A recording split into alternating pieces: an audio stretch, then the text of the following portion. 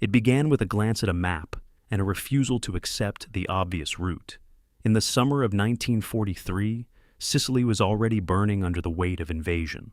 Allied forces had landed successfully along the island's southern coast, pushing inland against determined Axis resistance. The campaign was meant to be deliberate, coordinated, and methodical. Objectives were assigned, boundaries were drawn. Progress was measured in cautious advances through rugged terrain and fortified towns.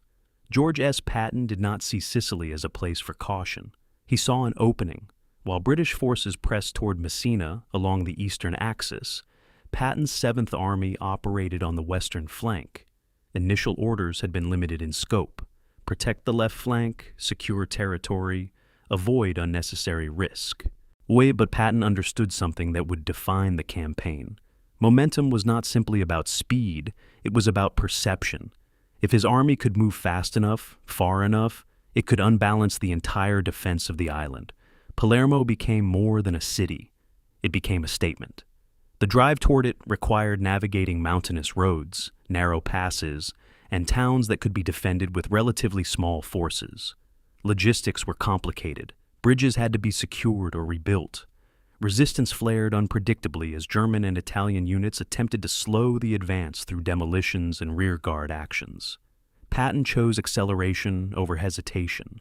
Columns moved with urgency across the island's western expanse. Armored units pushed forward aggressively, bypassing resistance when possible, isolating pockets rather than grinding against every defensive position. Infantry followed closely, clearing towns and securing lines of communication. Artillery was brought up quickly to suppress strong points before they could consolidate. The pace surprised not only the enemy, but Allied command. Where others saw terrain as constraint, Patton treated it as a challenge to be overcome through will and organization. Convoys moved day and night. Staff officers adjusted routes in real time. Commanders at lower levels were encouraged to exploit opportunity rather than wait for rigid instruction. Palermo fell with striking speed. The capture of the city was not defined by a massive climactic battle, but by the cumulative effect of relentless pressure. Italian resistance faltered. Axis cohesion weakened. The fall of Palermo secured a major port, improved logistical capacity for Allied operations, and signaled that Sicily's western half was effectively under control. Yet the dash to Palermo was not without controversy. Some critics argued that the advance risked overextension. Others questioned whether resources were being directed toward prestige rather than strategic necessity. Patton himself was aware of the optics. That speed carried political as well as military implications. He understood that war was fought not only on battlefields but in perception. The campaign did not end at Palermo. The race shifted eastward toward Messina, where German forces executed an organized withdrawal across the Strait of Messina into mainland Italy. Despite the speed of the western advance, many Axis troops escaped, preserving strength for future defense. Still, the dash to Palermo altered the tone of the Sicilian campaign. It demonstrated that rapid maneuver was still possible in terrain assumed to favor defense. It reinforced Patton's belief in offensive momentum as a psychological weapon. It provided the Allies with a vital logistical base and accelerated the collapse of organized Italian resistance on the island. The history of Patton's dash to Palermo is not simply a tale of speed. It is a reflection of command philosophy, of how initiative can reshape expectations, of how aggression, when coordinated effectively, can compress timelines, of how leadership style can imprint itself on a campaign's rhythm. Patton did not wait for permission to build momentum. He created it. This is the story of Patton's dash to Palermo, a campaign within a campaign where acceleration became strategy and the western half of Sicily fell not to hesitation, but to relentless forward motion. Before continuing, take a moment to notice your own pace. Are you reading this in stillness or in motion? Is the day around you just beginning to gather speed or beginning to settle into quiet? Just pause and recognize it. Palermo fell because someone refused to slow down. Let this story unfold at whatever pace your moment allows. Chapter 1. The Island That Wasn't Supposed to Matter.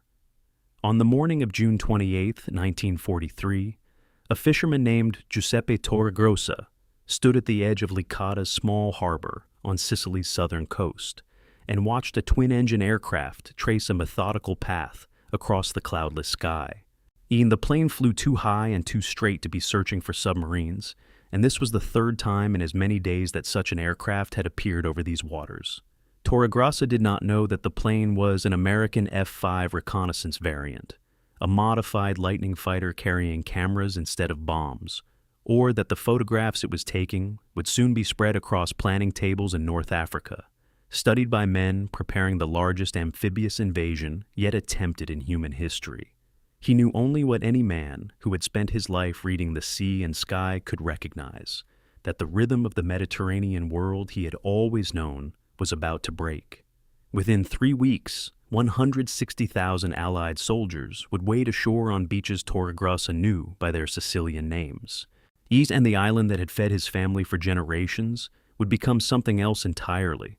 The war that had seemed distant, confined to newsreels and radio broadcasts, and occasional flights of bombers passing overhead on their way to somewhere more important, was coming home. Sicily occupied a peculiar position in Allied strategic thinking in the spring of 1943, simultaneously crucial and peripheral, an objective that everyone agreed must be taken, but about which no one could quite agree why it mattered. The island commanded the narrow passage between the western and eastern Mediterranean, a geographical fact that made it valuable. Its conquest would secure Allied shipping lanes, provide air bases closer to the Italian mainland, and potentially knock Italy out of the war entirely. But these were means to ends, not ends themselves, and the ends remained frustratingly unclear. Was Sicily a stepping stone to the invasion of Italy, as Winston Churchill insisted with all the force of his considerable rhetoric? Or was it, as American Chief of Staff George Marshall feared, another commitment to the Mediterranean theater that would delay the cross-channel invasion of France that he believed was the only way to win the war? The debate consumed the combined chiefs of staff throughout the spring, and the invasion plan that emerged from their deliberations bore the marks of unresolved disagreement. Sicily would be taken. What would happen afterward remained an open question. The plan itself, designated Operation Husky, reflected these competing visions and the compromises necessary to bridge them. Two armies would assault the island from the south. The British 8th Army under General Bernard Montgomery would land on the southeastern coast near Syracuse and drive north toward Messina, the narrow strait separating Sicily from mainland Italy. The American 7th Army, newly formed under Lieutenant General George S. Patton, Jr., would land to the west, securing the beaches at Licata, Gela, and Scaglietti, protecting Montgomery's left flank as the British advanced toward what everyone understood to be the campaign's true objective. Messina was the prize because Messina was the escape route. If Allied forces could reach the strait quickly enough, they could trap the Axis garrison on the island, destroying or capturing forces that would otherwise withdraw to defend the Italian mainland. The plan was logical, methodical, and derived from sound military principles. It was also, in its original conception, primarily a British operation, with American forces playing a supporting role. Patton had not been pleased with this arrangement. The 57-year-old general, one of the oldest field commanders in the American Army, had spent the months since the North African campaign's conclusion watching as his British counterparts claimed the lion's share of credit for victories he believed were as much American as Allied. He had commanded the Western Task Force in Morocco, had led the Second Corps in Tunisia after the disaster at Kasserine Pass, and had developed a reputation as an aggressive, flamboyant commander whose pearl-handled revolvers and polished cavalry boots seemed to belong to an earlier era of warfare. But reputation and reality often diverged in Patton's case, and beneath the theatrical exterior lay a mind that studied military history with scholarly intensity and understood armored warfare with a clarity that few of his contemporaries could match. He believed that the American Army needed to prove itself capable of the kind of rapid, decisive maneuver warfare that the Germans had demonstrated so effectively, and he believed that he was the man to demonstrate it. Being relegated to a supporting role, protecting Montgomery's flank while the British advanced toward glory, rankled deeply. The original Husky plan had actually placed American forces farther west, with landings at Palermo, Sicily's capital and largest city. a politically and symbolically significant objective. Montgomery had demanded changes, arguing that dispersed landings would leave both armies vulnerable to German counterattack, and that concentrated landings in the south offered the quickest route to Messina. Eisenhower, commanding all Allied forces in the Mediterranean, had approved the changes over Patton's objections, and the final plan pushed American beaches eastward, clustering them in Sicily's southwest corner, while the British took the prize southeastern sector. The decision was militarily sound by any conventional measure. It concentrated force, reduced logistical complexity, and gave the more experienced British Army the direct route to the strategic objective. But it also meant that American forces would land with no mission beyond supporting Montgomery's advance. And for a general like Patton, a man acutely aware that time and opportunity were finite commodities, this felt less like strategy than humiliation. The forces assembling in North African ports during those final weeks of June included men from across the American heartland and the far-flung territories of the British Empire, the American 1st Infantry Division, the Big Red One, veterans of North Africa who carried themselves with the confident swagger of men who had learned their trade in combat. The 3rd Infantry Division under Major General Lucian Truscott, less famous but no less capable, drawn largely from the regular army. The 45th Infantry Division, a National Guard unit from Oklahoma, Arizona, New Mexico, and Colorado, undertaking its first combat operation. The 2nd Armored Division, Patton's beloved armor, in the instrument through which he hoped to demonstrate what American mobile warfare could achieve. On the British side, the 8th Army that had fought from El Alamein to Tunisia, exhausted but experienced, and the newly arrived Canadian 1st Division, eager to prove itself. These forces represented an extraordinary concentration of combat power, but they also represented different military cultures, different tactical doctrines, and different national ambitions that would not always align neatly. Against them stood approximately 230,000 Italian troops and 40,000 Germans, a disparity in numbers that suggested the campaign should be brief. But numbers alone told an incomplete story. The Italian forces, organized into coastal defense battalions and field divisions, varied wildly in quality and motivation. And some units were well equipped and reasonably trained. Others consisted of older men, armed with obsolete weapons. Stationed on an island, many had no desire to defend for a regime that was visibly crumbling.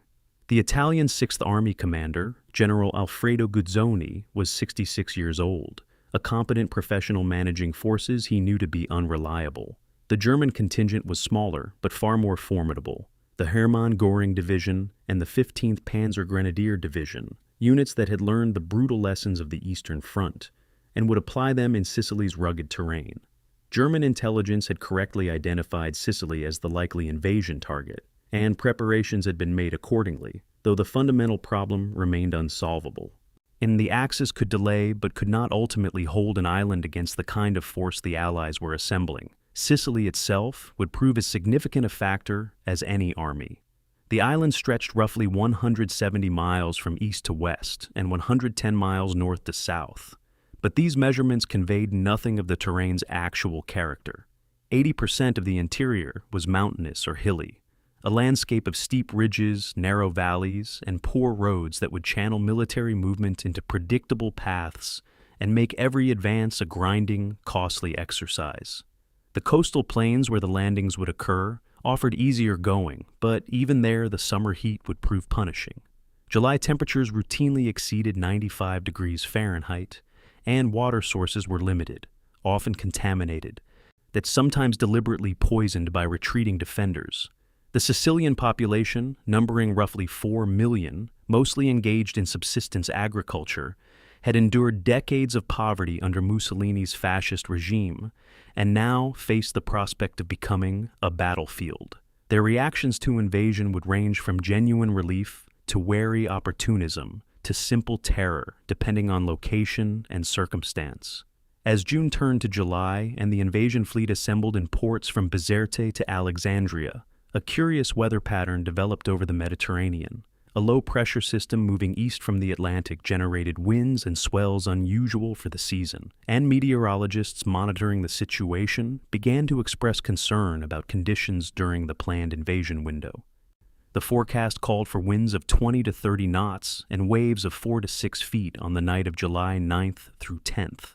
Conditions that would make amphibious operations difficult and airborne drops potentially disastrous. Eisenhower faced the decision that haunted every commander planning a major operation: proceed despite imperfect conditions, or delay and risk the loss of surprise and the demoralization of forces already keyed for action.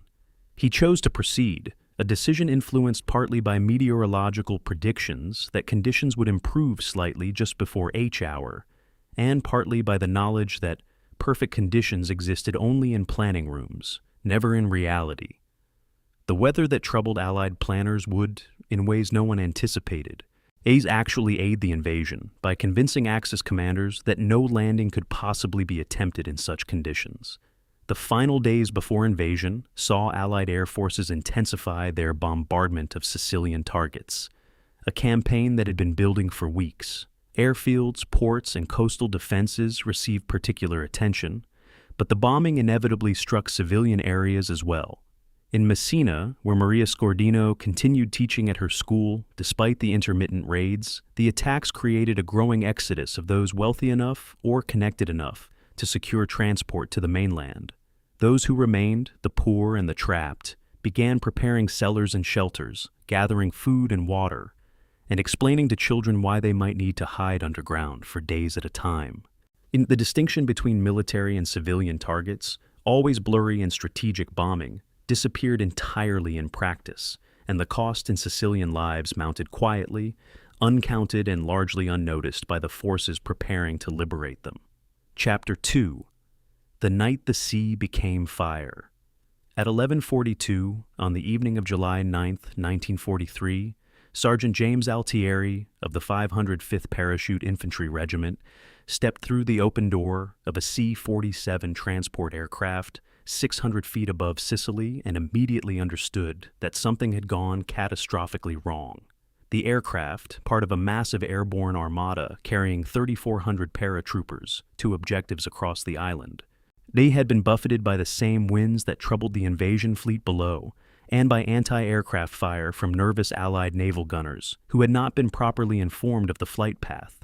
Altieri was supposed to land near the Ponte Grande Bridge outside Syracuse, deep in the British sector, where his unit would seize and hold the crossing until ground forces arrived. Instead, he hit the ground in an olive grove, alone in darkness, with gunfire echoing from multiple directions he could not identify. When he pulled his compass and checked his map by shielded flashlight, the truth became clear. He was somewhere near Gela, 23 miles off target, in what was supposed to be the American invasion zone. The largest airborne operation yet attempted in military history had, in his case at least, become a navigational catastrophe. By dawn, the American and British paratroopers would be scattered across dozens of miles of Sicilian countryside, separated from their units, their equipment, and their objectives. And yet, this very chaos, this complete breakdown of planning, would save Allied lives in ways that no one anticipated. The invasion fleet had spent the day of July 9th crossing the Mediterranean under skies that gradually cleared, as meteorologists had predicted, though the seas remained rough enough to make thousands of soldiers violently seasick in the landing craft that would carry them to shore.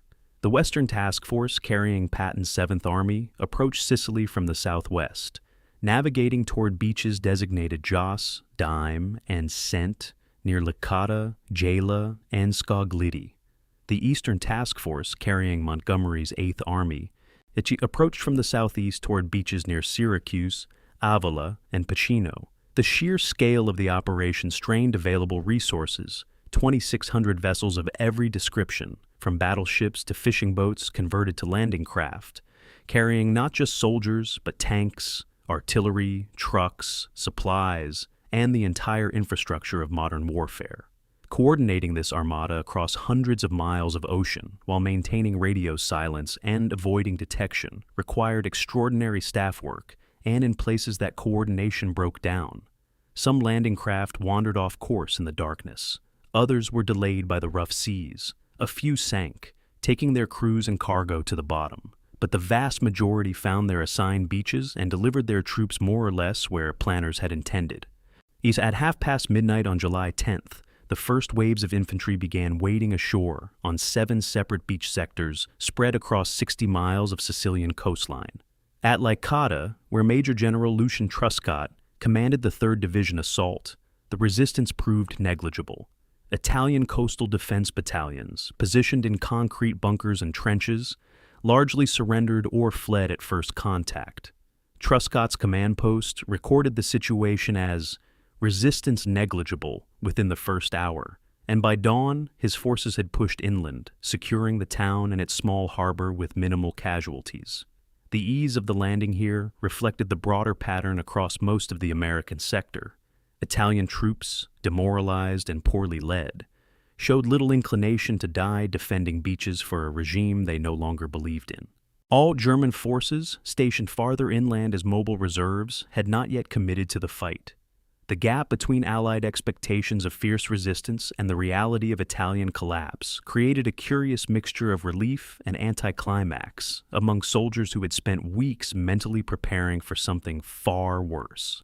The situation at Gala, where the 1st Infantry Division came ashore, proved more complex. The town itself fell quickly to Rangers under Lieutenant Colonel William Darby, elite light infantry, who scaled the medieval walls and secured the harbor in a brief, sharp fight. But German commanders, monitoring reports from the coast, recognized Gala as a critical point and ordered the Hermann Göring Division to counterattack. Throughout July 10th, German tanks and infantry probed the American beachhead, all seeking to drive the invaders back into the sea before they could consolidate their position. The fighting remained localized and the counterattacks poorly coordinated, reflecting the confusion that plagued both sides in the invasion's opening hours. American troops, many experiencing combat for the first time, held their ground with a tenacity that surprised German commanders accustomed to the performance of less experienced forces. Naval gunfire from destroyers offshore and the arrival of American tanks brought ashore by the remarkable DUKW amphibious trucks gradually tilted the balance. By evening, the Germans withdrew, conceding the beachhead but not the campaign. The British landings in the southeast unfolded with equal drama but different character.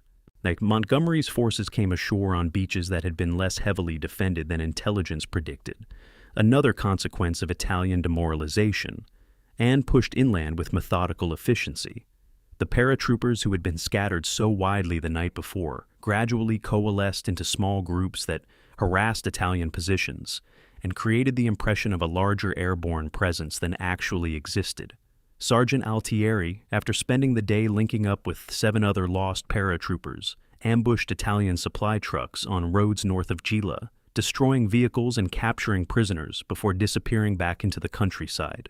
The scattered airborne drops, which in planning terms represented complete failure, in execution created widespread confusion among defenders who had no way of knowing how many Allied soldiers were operating behind their lines or where they might appear next.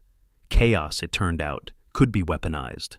Giuseppe Torregrossa, the Licata fisherman who had watched reconnaissance flights in late June, emerged from his home on the morning of July 10th to find his world transformed. American soldiers, looking absurdly young and wearing uniforms in a mottled green pattern he had never seen before, were everywhere. They moved with purpose but without apparent hostility, setting up positions, unloading supplies, directing traffic. The DUKWs that rolled directly from landing craft to beach to inland roads struck him as technological marvels, as vehicles that belonged in the imaginings of Jules Verne rather than the prosaic reality of a Sicilian fishing village. Some soldiers distributed chocolate and cigarettes to children who gathered around them. Others posted sentries and began the work of turning the beach into a functioning supply depot. The language barrier meant communication consisted mostly of gestures and smiles, but the fundamental message was clear. The Americans were here, they were staying, and they expected no trouble from the local population. Torregrossa felt neither liberated nor conquered, only weary and uncertain about what would come next. The airborne operations, despite their navigational failures, achieved outcomes that justified the attempt, even if they did not match the plan. Ends of the 3,400 paratroopers dropped over Sicily on the night of July 9th through 10th. Only about 12% landed in their assigned drop zones. The rest came down scattered across hundreds of square miles, some landing in British sectors, some in American, some in areas held by neither. Yet this very dispersion created effects beyond what a concentrated drop might have achieved. Small groups of paratroopers, operating independently, cut telephone lines, blocked roads, captured isolated positions, and generally created havoc in the Axis rear areas. Italian units, already uncertain about the invasion's location and scale, received reports of paratroopers appearing in dozens of locations simultaneously, and concluded that the airborne assault was far larger than it actually was. And this perception influenced decisions about when and where to commit reserves, buying time for the beach landings to consolidate before serious counterattacks could be organized. The operation succeeded, in other words, not because it went according to plan, but because its failure created a different kind of success. By nightfall on July 10th, all 7 Allied beach sectors were secure, and forces were pushing inland, though at different rates and against varying resistance. The Americans had suffered fewer casualties than anticipated, a reflection of Italian collapse more than any superiority in planning or execution. The British had secured Syracuse and its vital harbor, a major prize that would ease supply problems in coming weeks. But the ease of the landings also revealed troubling patterns. Coordination between American and British forces remained minimal, with each army operating essentially independently under the loose supervision of General Harold Alexander's 15th Army Group headquarters. The scattered airborne drops, while ultimately beneficial, highlighted serious problems with navigation, anti-aircraft identification, and pilot training that would need addressing before future operations. And the storm that had caused so much concern in the final planning stages had, paradoxically, aided the invasion by convincing Axis commanders that no landing could possibly be attempted in such weather. The gap between expectation and reality ran in both directions. The invasion's success in its opening hours owed much to factors beyond Allied control or planning. As the Italian will to resist had evaporated faster than intelligence assessments predicted, a reflection of political developments in Rome that most Allied commanders did not fully appreciate. German forces, though capable and aggressive, were too few and too poorly positioned to contest the landings effectively. The weather, predicted to be an obstacle, had instead provided concealment and surprise, and the chaos of the airborne drops, which should have been a disaster, had created beneficial confusion among defenders. Military history is full of operations that succeeded for reasons their planners never intended, and Sicily's invasion joined that long list. The question now was whether the Allies could exploit their initial success before German reinforcements arrived and before the difficult Sicilian terrain began to exact its toll. As darkness fell on July 10th and soldiers on both sides dug in for their first night on Sicilian soil, the character of the campaign ahead remained uncertain.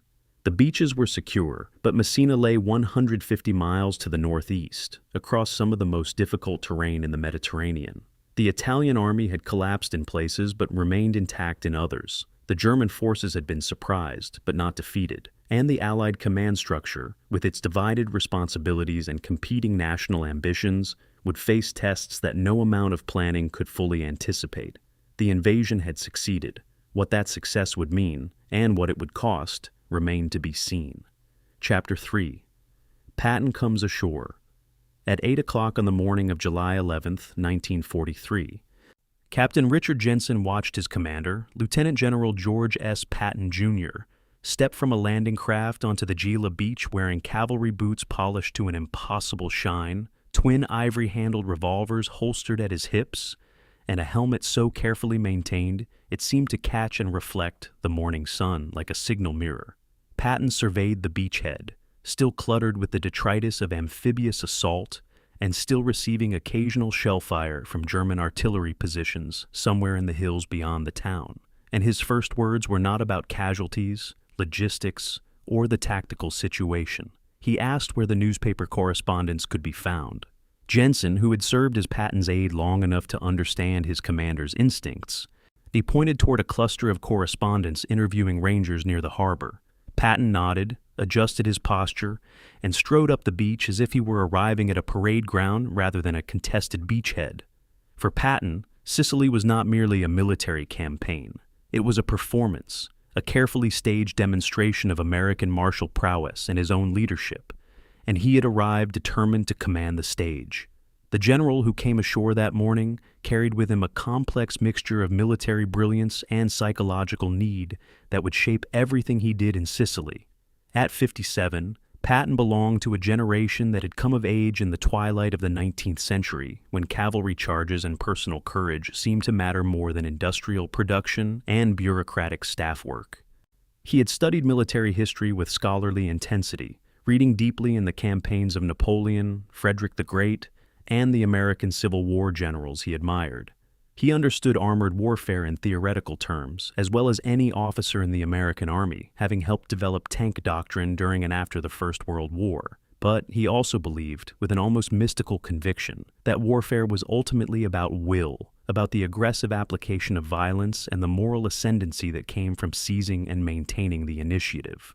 His theatrical appearance and cultivated public persona served a deliberate purpose: to inspire his own troops, to intimidate enemies, and to establish himself in the public imagination as the embodiment of American fighting spirit. Yet Patton toured the 1st Division's positions throughout the morning, moving with deliberate visibility through areas still under intermittent fire. German aircraft appeared overhead, strafing the beach with machine gun fire, and soldiers dove for cover. Patton remained standing, watching the planes with his field glasses as if observing a sporting event. When naval anti-aircraft fire drove the attackers away, he turned to Captain Jensen and spoke loud enough for nearby soldiers to hear. If they saw the old man refuse to flinch, they would not flinch either. The calculation was transparent but effective. Word spread along the beach that Patton was up front, that he was not hiding in some safe headquarters, that he shared their risks. The general understood that leadership in combat was partly performance, partly presence, and that men would endure extraordinary hardships if they believed their commander truly led rather than merely commanded from safety. The tactical situation Patton inherited upon coming ashore reflected both the invasion's success and its limitations. The 7 Allied beach sectors were secure, but the advance inland had already begun to slow as units moved beyond the coastal plains and encountered Sicily's rugged interior. The Hermann Göring Division's counterattacks at Gela had been repulsed, but German forces remained intact and dangerous, withdrawing to more defensible positions rather than surrendering or breaking as the Italian units had done. Most significantly for Patton, his mission remained exactly what it had been in the planning stages: protect Montgomery's left flank as the British 8th Army advanced toward Messina. The 7th Army had no independent strategic objective, no clear purpose beyond supporting the main effort that belonged to someone else. This subordination, galling enough in the abstract planning discussions, became viscerally real as Patton read the operational directives arriving from General Alexander's headquarters. That afternoon, Patton met with his senior commanders to discuss the next phase of operations. Major General Omar Bradley, commanding the 2nd Corps that comprised most of 7th Army's combat strength, outlined the situation with his characteristic methodical precision. The 1st Division needed to consolidate its hold on Gela and push north toward the town of Nishimi. The 45th Division, having secured its beaches at Skogliti, would advance northwest toward Comiso and its valuable airfield. The 3rd Division at Licata would secure the western flank and prepare to advance north along the coast. These were sensible, logical objectives that followed from the operational plan, and Patton approved them without objection. But he also directed Bradley to begin reconnaissance toward Agrigento and Porto Empedocle, towns on the western coast that possessed small harbors potentially useful for supply. This directive, framed as prudent logistical planning, represented the first subtle movement towards something larger, a beginning that no one in the room quite recognized. In the evening, after the operational conferences and inspections concluded, Patton sat in his command post and wrote in his diary with the candor he reserved for this private document. The entry captured his frustration in unguarded language. "We have no mission except to protect Montgomery's flank," he wrote, "and I feel like a pawn." The metaphor was telling. Patton saw warfare as a game demanding bold moves and decisive action, and pawns were pieces that existed only to enable more important pieces to maneuver. He had not spent his entire career preparing for this moment, had not studied military history, and developed theories of mobile warfare, and cultivated his public image as America's most aggressive general in order to play a supporting role to Bernard Montgomery. The private resentment he confided to his diary would, in coming days, begin to shape operational decisions in ways that his more cautious subordinates would struggle to understand or control. The equipment Patton carried as personal armament had become almost as famous as the man himself, and the story behind those ivory-handled revolvers revealed something about his character. One was a Colt .45 caliber automatic pistol, standard issue for American officers. The other was a Smith & Wesson .357 Magnum revolver, a more powerful weapon with greater stopping power at close range. Patton had not chosen them for appearance, though he appreciated their aesthetic impact. He had selected them because he believed in being prepared for different tactical situations, because he had studied cavalry actions where officers needed to defend themselves at close quarters, and because he thought deeply about the tools of his profession, even when those tools seemed like theatrical props to others. The revolvers, like so much else about Patton, were simultaneously performance and calculation, image and substance intertwined in ways that made it difficult to separate one from the other. The correspondents whom Patton had sought out upon arriving ashore provided him with the audience he craved, but they also represented a channel through which his message could reach multiple audiences simultaneously. The American public needed reassurance that their army could fight effectively against German forces. Allied commanders needed reminding that American forces could perform as aggressively as any British unit. And the Germans needed to understand that the Americans would not simply serve as Montgomery's auxiliaries, but would bring their own brand of mobile warfare to the campaign. Patton spoke to the correspondents with calculated frankness, and expressing confidence in American fighting spirit and determination to prosecute the campaign with maximum aggression. The resulting dispatches, filed from Sicily and published in American newspapers days later, began the process of transforming Patton from an unknown general into a public figure, a transformation he actively encouraged and carefully managed. As night fell on July 11th and Patton's first day ashore concluded, the broader situation across Sicily showed both promise and emerging complications. The Americans had secured their objectives and beaten back German counterattacks. The British had taken Syracuse and were pushing toward Augusta, but the advance was already beginning to slow as forces moved inland and encountered the terrain that would plague the entire campaign. Roads deteriorated from paved highways to dirt tracks. Hills rose in endless succession, each one a potential defensive position. Water became scarce, and the July heat began taking a toll measured in heat exhaustion cases that filled evacuation hospitals. The enemy was withdrawing but not breaking, trading space for time with professional competence. And the coordination between British and American forces remained minimal, a structural flaw in the Allied command arrangement that would have consequences no one yet anticipated. Patton ended the day where he had begun it, thinking about missions and objectives and the role he wanted to play in the campaign unfolding around him. His army was ashore, his forces were advancing, and the initial operations had succeeded beyond reasonable expectation.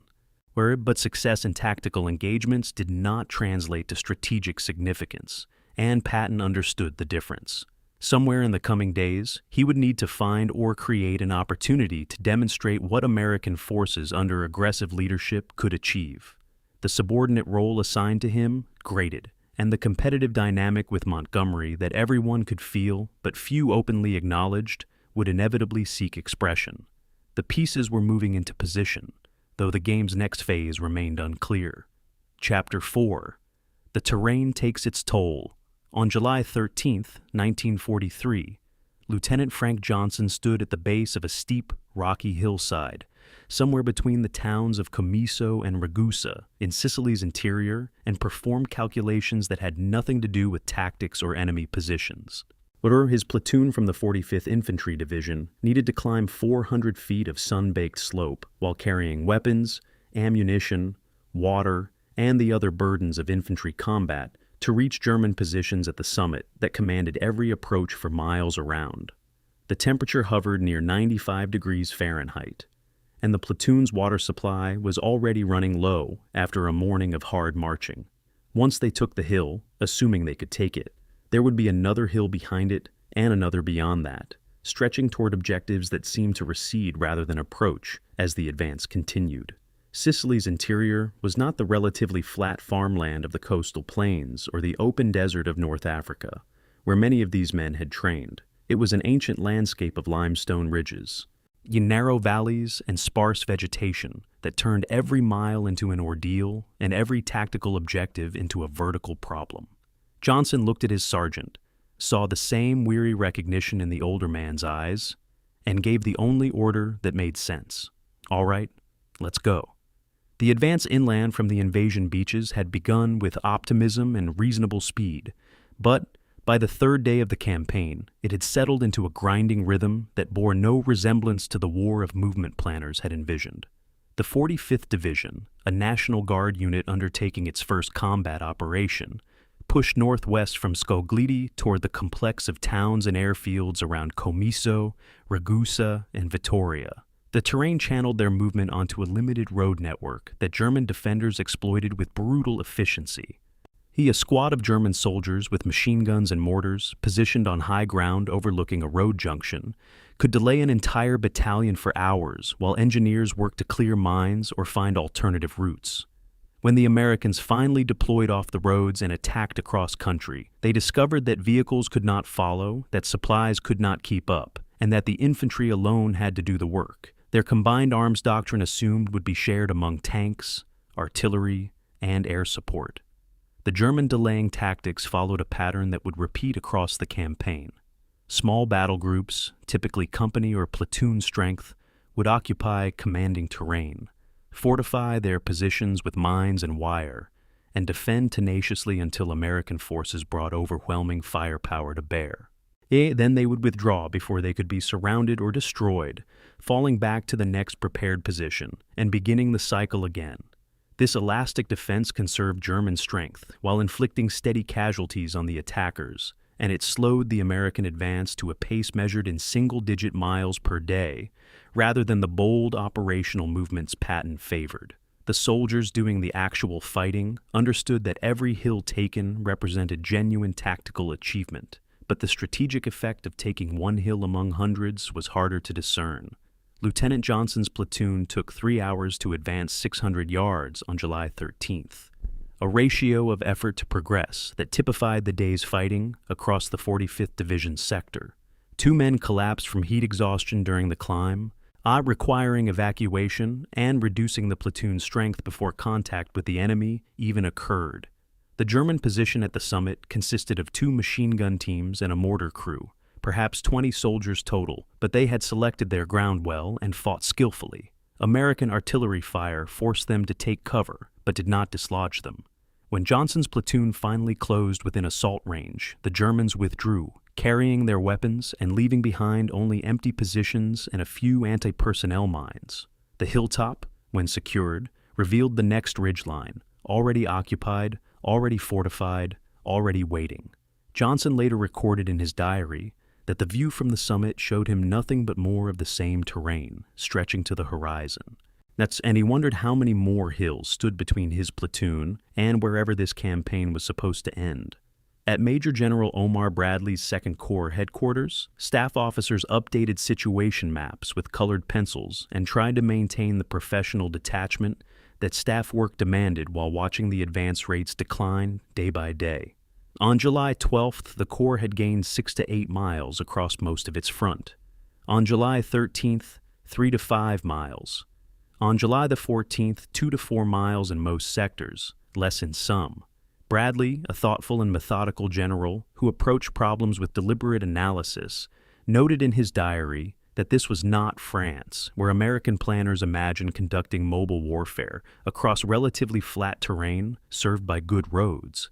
This was Sicily, where every tactical advantage lay, with defenders who needed only to delay rather than hold, and where the terrain itself seemed designed to frustrate offensive operations.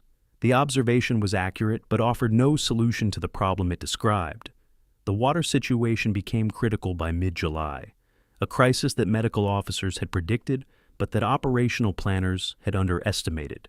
Sicily's wells were few, often contaminated by agricultural runoff, or deliberately poisoned by retreating defenders. Natural streams and springs that might have sustained civilian populations for centuries could not meet the demands of modern military operations, where each soldier required several gallons of water daily just to function in the heat. Engineer units worked frantically to establish water points and purification systems, line trucking water forward from the coast in tank trucks that consume fuel and transport capacity needed for ammunition and other supplies. Medical reports showed heat casualties approaching combat casualties in some units, with soldiers collapsing from heat stroke, dehydration, and exhaustion at rates that threatened to degrade combat effectiveness faster than German action could. On July 16th, American forces captured the airfield at Comiso after 4 days of fighting for approaches that should have taken 1 day according to the operational timetable. The field was pockmarked with bomb craters from previous Allied air raids and littered with destroyed Italian aircraft that had never gotten airborne. Army Air Forces engineers assessed the damage and declared the field usable within 48 hours. Good news that would enable closer air support and faster evacuation of casualties. But the celebration was muted because everyone could see what came next. The next objective, the next town, the next hill, stretched ahead with the same promises and the same costs. The campaign that planners in North Africa had imagined concluding in days or perhaps 2 weeks now looked like it might consume a month, maybe more, and the German forces that intelligence had expected to collapse or withdraw were doing neither. The Germans defending Sicily's interior were not trying to win a battle they knew they could not win. They were buying time, an assignment given to them by higher command, and one they executed with professional competence. And every day that Allied forces spent fighting for Sicilian hills was another day for German engineers to fortify defensive positions on mainland Italy. Every Allied division committed to Sicily was a division that could not immediately threaten the Italian homeland. The strategic logic was clear to German commanders, even if individual soldiers fighting rearguard actions on anonymous hillsides might not have fully understood it. General Hans Valentin Hube, commanding the 14th Panzer Corps that coordinated German operations on Sicily, had received his orders in plain language: delay the Allied advance as long as possible, exact maximum cost, and preserve forces for eventual evacuation to the mainland. He was executing those orders with methodical efficiency. The Italian performance in these interior battles varied wildly depending on unit, leadership, and circumstance. Some Italian formations fought with determination, particularly when defending their home soil against what was still, technically, an invasion. Others surrendered at first contact or simply melted away, discarding weapons and uniforms and attempting to blend into the civilian population. The collapse of Italian morale reflected broader political developments in Rome, where the fascist Grand Council was moving toward deposing Mussolini, though this remained unknown to soldiers on both sides. What the Americans encountered was less a coherent Italian army than a dissolving organization whose units made individual decisions about whether to fight, surrender, or disappear based on local circumstances and the quality of their immediate leadership. By July 17th, when the 1st and 45th Divisions had advanced roughly 25 miles inland from their beaches, the character of the campaign had been established. This would not be a war of rapid maneuver and dramatic breakthroughs. It would be a slow grind through difficult terrain against competent defenders who traded space for time. Casualties would accumulate steadily, if not spectacularly. Supply lines would strain, water would be scarce, roads would be inadequate, and the strategic objective, Messina and the escape route to mainland Italy, lay more than 125 miles to the northeast, across terrain that promised to be at least as difficult as what had already been traversed. For soldiers like Lieutenant Johnson, these realities meant adjusting expectations from the dramatic visions that recruiting posters and training lectures had created to the prosaic truth that war was mostly hard work under uncomfortable conditions, punctuated by occasional moments of terror. For generals like Patton, watching the slow progress from headquarters, these realities meant something else entirely, that conventional frontal advances would never achieve the decisive results he craved, and that alternative approaches needed to be found. Chapter 5. The idea takes shape. On the evening of July 17, 1943, Colonel Oscar Koch entered Lieutenant General Patton's command post, carrying the daily intelligence summary, and found his commander alone. He standing before a large wall map of Sicily, with the intense concentration of a man solving a problem that mattered deeply to him. Patton's finger traced the western coastline from the American positions near Agrigento, northward to Palermo, Sicily's capital, a distance of roughly 125 miles through territory that intelligence assessments described as lightly held by demoralized Italian forces. Koch waited, understanding from long experience that Patton was working through something and would speak when ready. Finally, without turning from the map, Patton asked Koch to tell him about Palermo. Koch consulted his notes and provided the relevant facts. Population approximately 400,000, making it Sicily's largest city. Major port facilities, currently damaged by Allied bombing, but potentially valuable for supply operations. Symbolic significance as the island's administrative and commercial center. Current garrison consisting primarily of Italian coastal defense units with minimal German presence. Strategically, Koch noted, Palermo was a backwater. The campaign's decisive action was occurring in the east, where British and American forces pressed toward Messina, the gateway to mainland Italy, and the only objective that truly mattered. But Koch knew his commander well enough to recognize the question behind the question. Patton was not asking about strategic value. He was asking about feasibility, about headlines, about opportunity.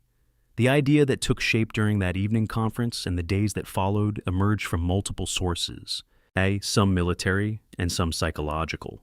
Militarily, Patton could argue that clearing western Sicily made sense. Italian and German forces in that region, however weak, theoretically threatened the American flank and could interfere with supply lines if left unmolested. Securing additional ports would ease the logistical strain that was already slowing operations. Denying the enemy any refuge or regrouping space served sound tactical purposes. These were rational arguments that could be presented to higher command and defended on their merits. But Patton's real motivation lay elsewhere, in the competitive dynamic with Montgomery, and the desperate need to demonstrate that American forces could achieve dramatic results. The British Eighth Army was bogged down before Catania, making slow progress against German defenses anchored on Mount Etna's massive volcanic bulk. If the Seventh Army could capture Palermo while Montgomery's forces ground forward yard by yard, the symbolic and publicity value would be immense. On July 18th, Patton formally requested permission from General Harold Alexander's 15th Army Group headquarters to conduct what he described as a reconnaissance in force toward Palermo. The request, carefully worded to emphasize the operation's limited nature and its contribution to the overall campaign, framed the westward movement as supporting Montgomery's advance by preventing enemy forces from shifting eastward to reinforce the main battle. Alexander, focused primarily on the British drive toward Catania and relatively indifferent to what the Americans did in Sicily's western backwater, approved the request with remarkable casualness. The approval came without detailed discussion, without coordination with Montgomery, and without any serious analysis of whether diverting American forces westward served the campaign's strategic objectives. Alexander simply saw no harm in letting Patton chase after a prize that British planners had already deemed irrelevant to the island's conquest. Bradley received his orders from Patton on July 19th and responded with the professional compliance expected of a subordinate while privately harboring significant reservations. Bradley understood Patton's hunger for glory and sympathized with the frustration of playing second fiddle to Montgomery. But he also understood that Palermo lay in the opposite direction from Messina, and that every mile west was a mile away from the strategically vital objective. The forces designated for the operation, primarily the 3rd Infantry Division under Truscott and elements of the 2nd Armored Division, represented a significant portion of 7th Army's combat power. Committing them to a westward drive meant fewer troops available to support the central thrust toward the island's interior, or to assist British operations in the east. But Bradley had learned during their time together in North Africa that arguing with Patton once the general had fixed on a course of action was generally futile, so he issued the necessary orders and prepared to make the operation work. and Patton created a Provisional Corps headquarters under Major General Jeffrey Keyes, his deputy army commander, to control the Western operation. This administrative arrangement gave the operation formal structure, while keeping it organizationally separate from Bradley's Second Corps, which would continue pushing north through Sicily's mountainous interior. The division of effort reflected both operational necessity and Patton's management style. He wanted the Palermo Drive to be clearly identified as a Seventh Army operation, something that bore his personal stamp, rather than being subsumed into the broader Allied effort. The 3rd Division under Truscott would provide the main force, advancing up the western coast along Highway 113, while the 2nd Armored Division under Major General Hugh Gaffey would drive through the interior on parallel routes. Speed was the essence, Patton emphasized in his planning guidance. He wanted Palermo captured within a week, before Montgomery could make significant progress in the east, before news cycles moved on to other stories, and before higher command could reconsider the operation's wisdom. The intelligence picture that Koch provided suggested the operation would encounter minimal serious resistance. German forces in western Sicily numbered perhaps a few thousand troops at most, primarily headquarters elements and service units rather than combat formations. The Hermann Göring Division and 15th Panzer Grenadier Division, the only German combat units of real strength on the island, were committed in the east against British and American forces pushing toward Messina. Italian units in the west varied in quality, but showed every sign of disintegrating morale. Some coastal defense battalions had already abandoned their positions and dispersed into the countryside. Others indicated through intercepted communications that they would surrender rather than fight if given the opportunity. The assessment, based on signal intercepts, prisoner interrogations, and aerial reconnaissance, suggested that a determined American advance would meet scattered resistance at best. What Koch did not include in his formal intelligence summary, but understood personally, was that this very ease of conquest would make the operation strategically meaningless. Taking Palermo would be like capturing an empty stage after the audience had left. Patton's diary entry from July 20th captured his mood with characteristic bluntness. "We can take Palermo in a week," he wrote. "The country is full of Italians wanting to quit. Montgomery is stuck at Catania. This is our chance." The entry revealed the interplay of military calculation and personal ambition that drove his thinking. The operation made sense on its own terms as an exploitation of enemy weakness and American mobility. It also satisfied Patton's deep need to prove that he could achieve results matching or exceeding those of his British rival. Whether these two justifications aligned or conflicted remained an open question that Patton either did not ask or chose not to answer. The important thing was that Alexander had approved that the forces were available and that the opportunity existed to demonstrate American offensive capability on a scale that would command attention. The relationship between Patton and Montgomery, though rarely discussed openly in official communications, colored every strategic decision in the Sicily campaign. The two men had worked together in North Africa and had developed a mutual respect, built on equal parts professional admiration and personal antipathy. Montgomery, 15 years Patton's junior, was methodical, cautious, supremely confident in his own judgment, and deeply committed to the British way of warfare that emphasized careful preparation and overwhelming force applied at selected points. Patton was aggressive, intuitive, willing to accept risk, and convinced that boldness and speed could overcome material disadvantages. Both men were difficult subordinates who bridled under higher authority, and both were convinced of their own military genius. Their commanders, Eisenhower and Alexander, managed them with varying degrees of success, generally by giving each enough independence to operate according to their own methods while trying to coordinate their efforts toward common objectives. The Palermo operation represented a breakdown in this coordination, though one that neither Eisenhower nor Alexander recognized at the time. As planning for the Westward Drive proceeded during the final week of July, the broader campaign continued its grinding progress. The British 8th Army reached Augusta on July 13th and Catania on July 15th, but found German defenses stiffening around Mount Etna. The American forces in the center advanced toward Enna and the road network that radiated from that central mountain town. Casualties mounted steadily, but not catastrophically. heat and terrain, and German delaying tactics exacting their toll. The Italian government's internal crisis deepened, though most Allied commanders understood only fragments of what was happening in Rome. And the German High Command, watching the campaign unfold, began serious planning for evacuating forces from Sicily to mainland Italy when the island's fall became inevitable. All these developments proceeded independently, connected only by their common location on an island that was rapidly becoming a demonstration of everything that could go wrong when coalition warfare met difficult terrain and determined defenders. On July 21st, as Truscott's 3rd Division assembled for the westward drive and Gaffey's armor prepared to roll, Patton visited forward units and delivered the guidance that would characterize the operation. Speed, he told assembled officers, was the weapon that would win this campaign. Bypass resistance, ignore the flanks, drive for the objective, and leave mopping up to follow on forces. The instructions reflected Patton's theories of armored exploitation, developed over decades of study and tested in North Africa with mixed results. Applied to western Sicily's demoralized Italian garrison, the tactics would prove devastatingly effective. Applied elsewhere, against more determined defenders or more difficult terrain, they might have led to disaster. But Patton was gambling that this particular time and place offered the conditions where his preferred method of warfare would shine, and that the resulting success would establish American military credibility and his own reputation in ways that methodical advances through mountain terrain never could. The pieces were in position, the orders were issued.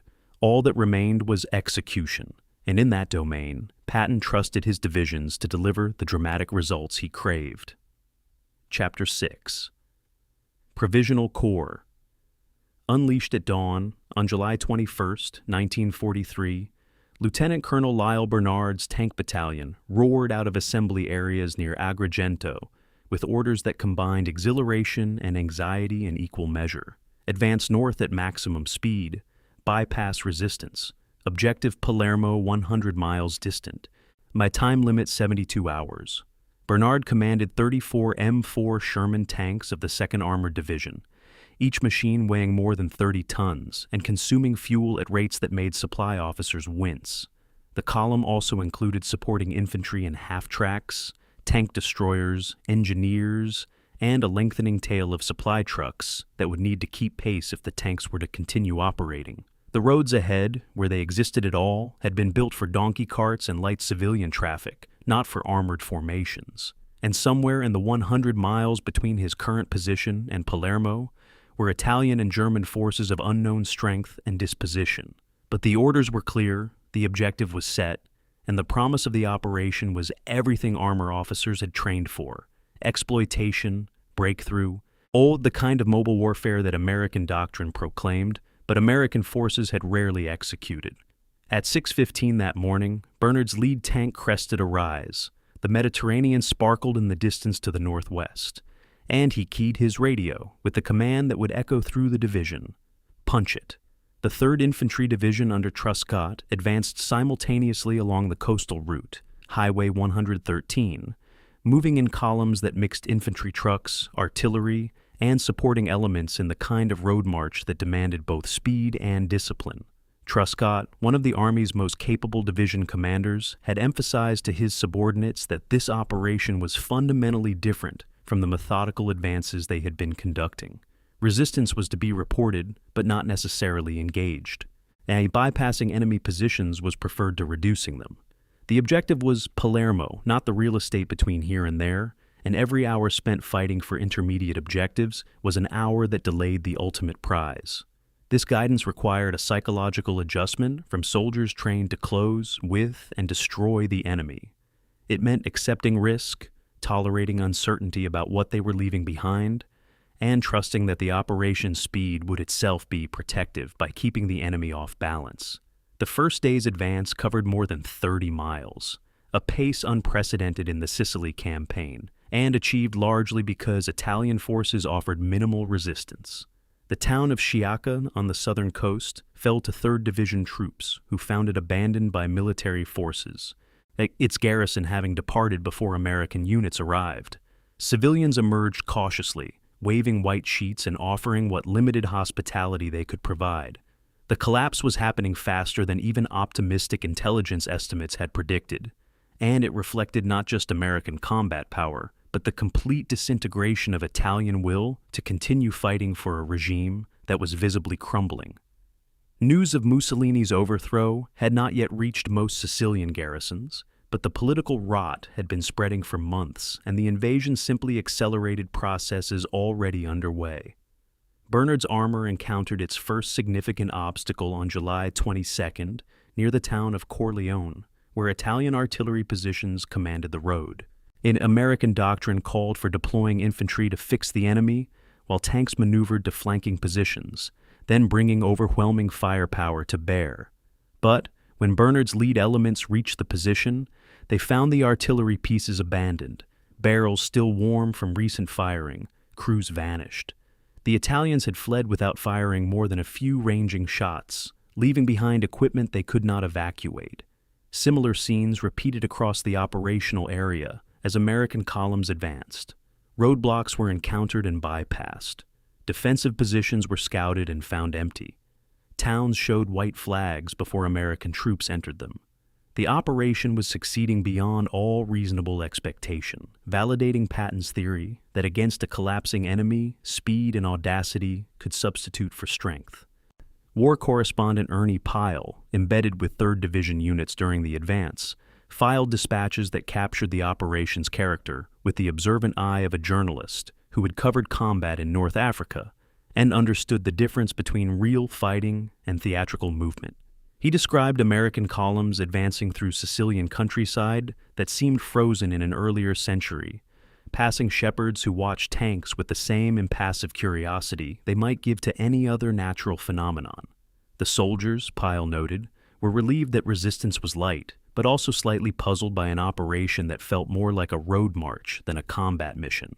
And the disconnect between the dramatic rhetoric about American offensive power and the reality of advancing through surrendering territory created a cognitive dissonance that Pyle recorded without quite resolving. On July 23rd, 3rd Division columns reached Castelvetrano and encountered the first determined resistance of the operation. A German rearguard, probably company strength with supporting mortars and machine guns, had established blocking positions on the town's eastern approaches. The firefight that developed lasted several hours, American infantry deploying to suppress the defenders while artillery was brought forward to reduce the position. Before the artillery could fire, the Germans withdrew, following their standard practice of delaying rather than defending to destruction. Yet American casualties totaled 9, killed and 23 wounded, the highest single-day total of the operation thus far. The brief action served as a reminder that the Germans, unlike the Italians, remained a formidable enemy even when conducting retrograde operations, and that the easy advances through western Sicily reflected enemy weakness rather than American invincibility. That evening, Patton arrived at forward headquarters by light liaison aircraft, landing on a captured Italian airstrip, and immediately demanding briefings on progress. When Keyes and Truscott reported that forces were within 30 miles of Palermo and advancing rapidly, Patton made his expectations explicit. He wanted the city by July 25th, 2 days hence, no excuses, no delays. The demand was characteristic of his command style, always setting aggressive timelines that forced subordinates to maintain momentum and accept risks they might otherwise avoid. The officers exchanged glances but nodded agreement, understanding that arguing was pointless and that they had sufficient force to meet the deadline if nothing unexpected intervened. Patton's satisfaction was visible as he departed, returning to his headquarters to await news of the triumph he anticipated. The logistics of the operation strained American capabilities in ways that would have consequences later in the campaign. Fuel consumption exceeded planned rates because of the rapid pace and the additional mileage required by route marches over indirect roads. Some tanks literally ran dry within sight of their objectives and had to be refueled from captured Italian stocks before continuing. Ammunition expenditure remained light because of minimal fighting, but the supply trucks attempting to keep pace with advancing combat elements struggled over roads never designed for heavy traffic. Food and water supplies became haphazard, units sometimes going without hot meals for days and relying on captured Italian rations that American soldiers found barely palatable. The 3rd Division's organic support elements stretched to their limits, and reliance on Provisional Corps assets increased. These were manageable problems during an operation against collapsing resistance, but they revealed vulnerabilities that more determined opposition could exploit. The human dimension of the advance included both the exhilaration of rapid movement and the disorientation of operating in unfamiliar territory against an enemy who seemed to vanish rather than the fight. Sergeant James Altieri, the paratrooper who had been scattered on the night of the invasion, was now operating with 3rd Division infantry after his unit had been dissolved into conventional forces. He found the Western Drive fundamentally different from the grinding hill fighting in the eastern sectors. Here, the enemy was a rumor rather than a constant presence. Casualties came from occasional ambushes and mines rather than sustained combat. The Sicilian landscape, agricultural and impoverished, reminded him of parts of rural America during the Depression. And the civilians seemed less like enemies than victims of circumstances beyond their control, and their relief at seeing the war move past them was palpable.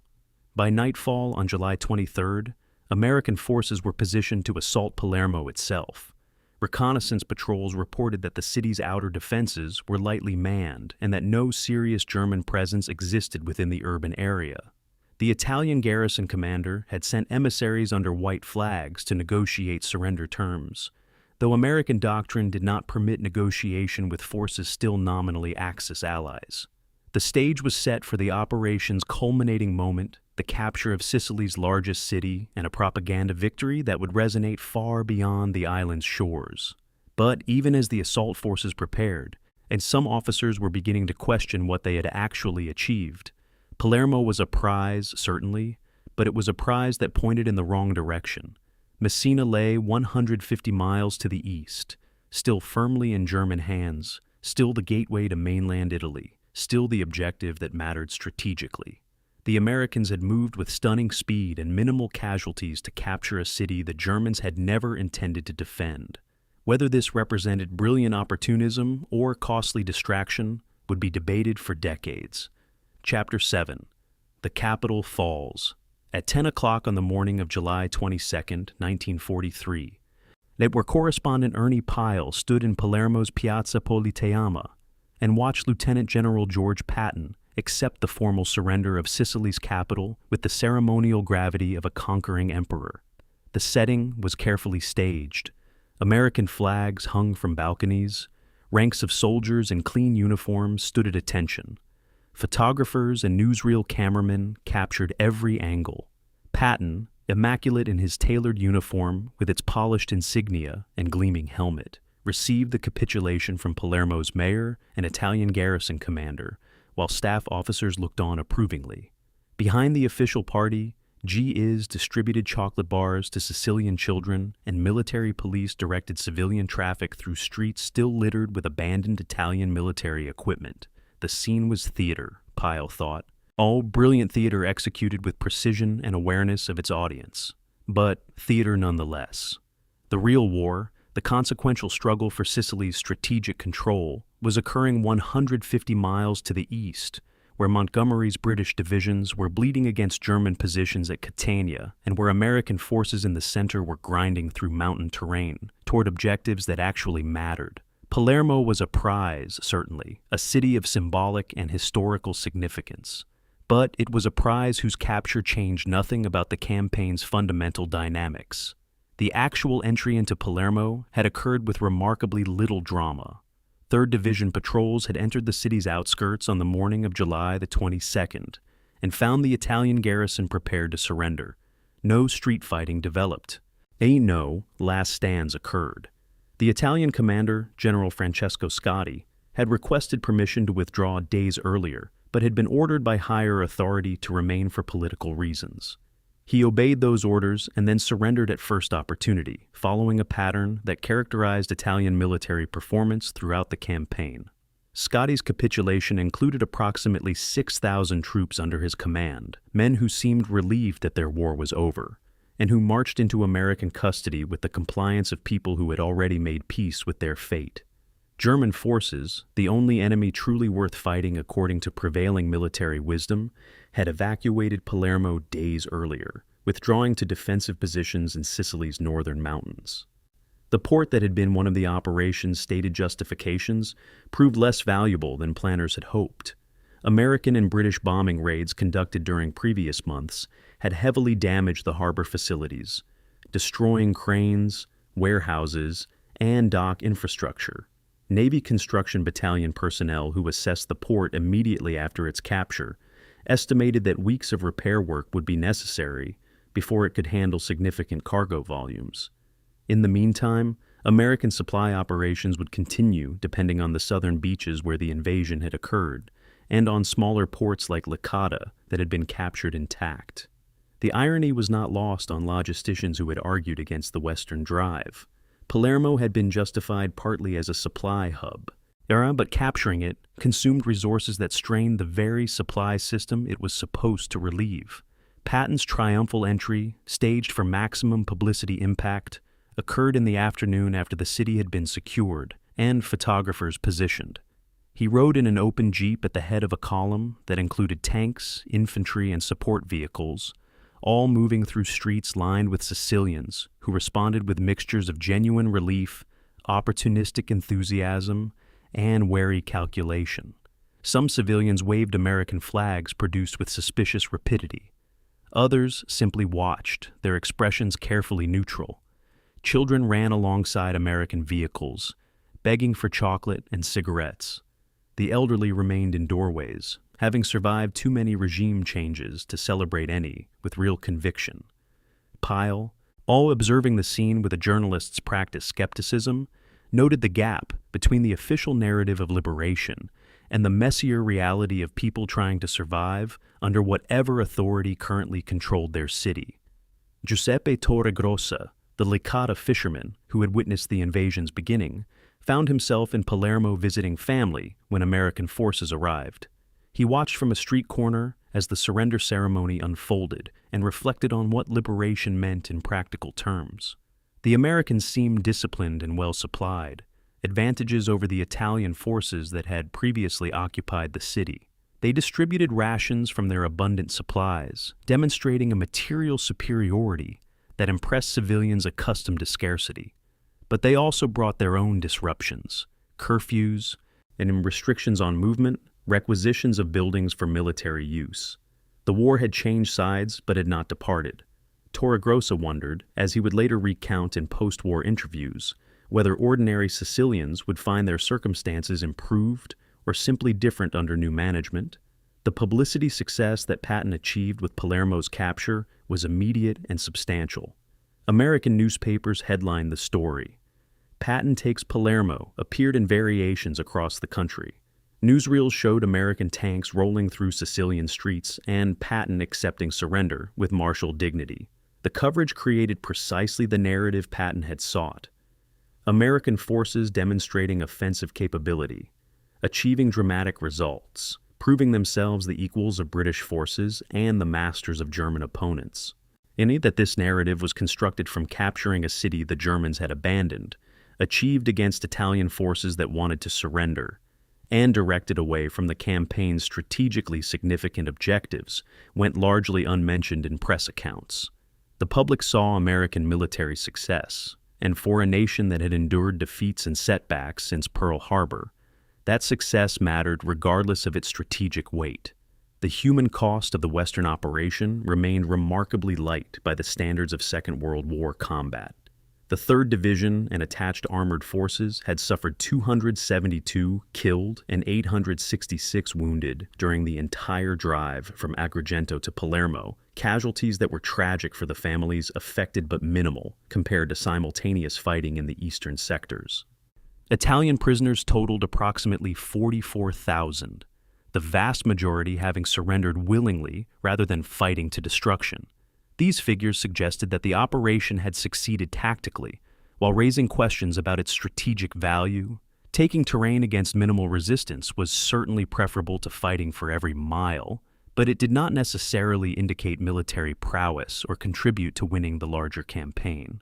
That night, after the ceremonies concluded and photographers departed, Patton met with his senior staff to assess the operation's results and plan next moves. The celebration was brief. Palermo was captured, the publicity was secured, but Messina remained in German hands 125 miles to the northeast. Montgomery's Eighth Army was stalled before Mount Etna, making minimal progress against prepared German positions. The strategic situation on Sicily was essentially unchanged despite American success in the West. Patton studied his maps and contemplated the problem that now confronted him. Having demonstrated what American forces could achieve against weak opposition, he needed to prove they could fight effectively against serious resistance. The dash to Palermo had been the easy part.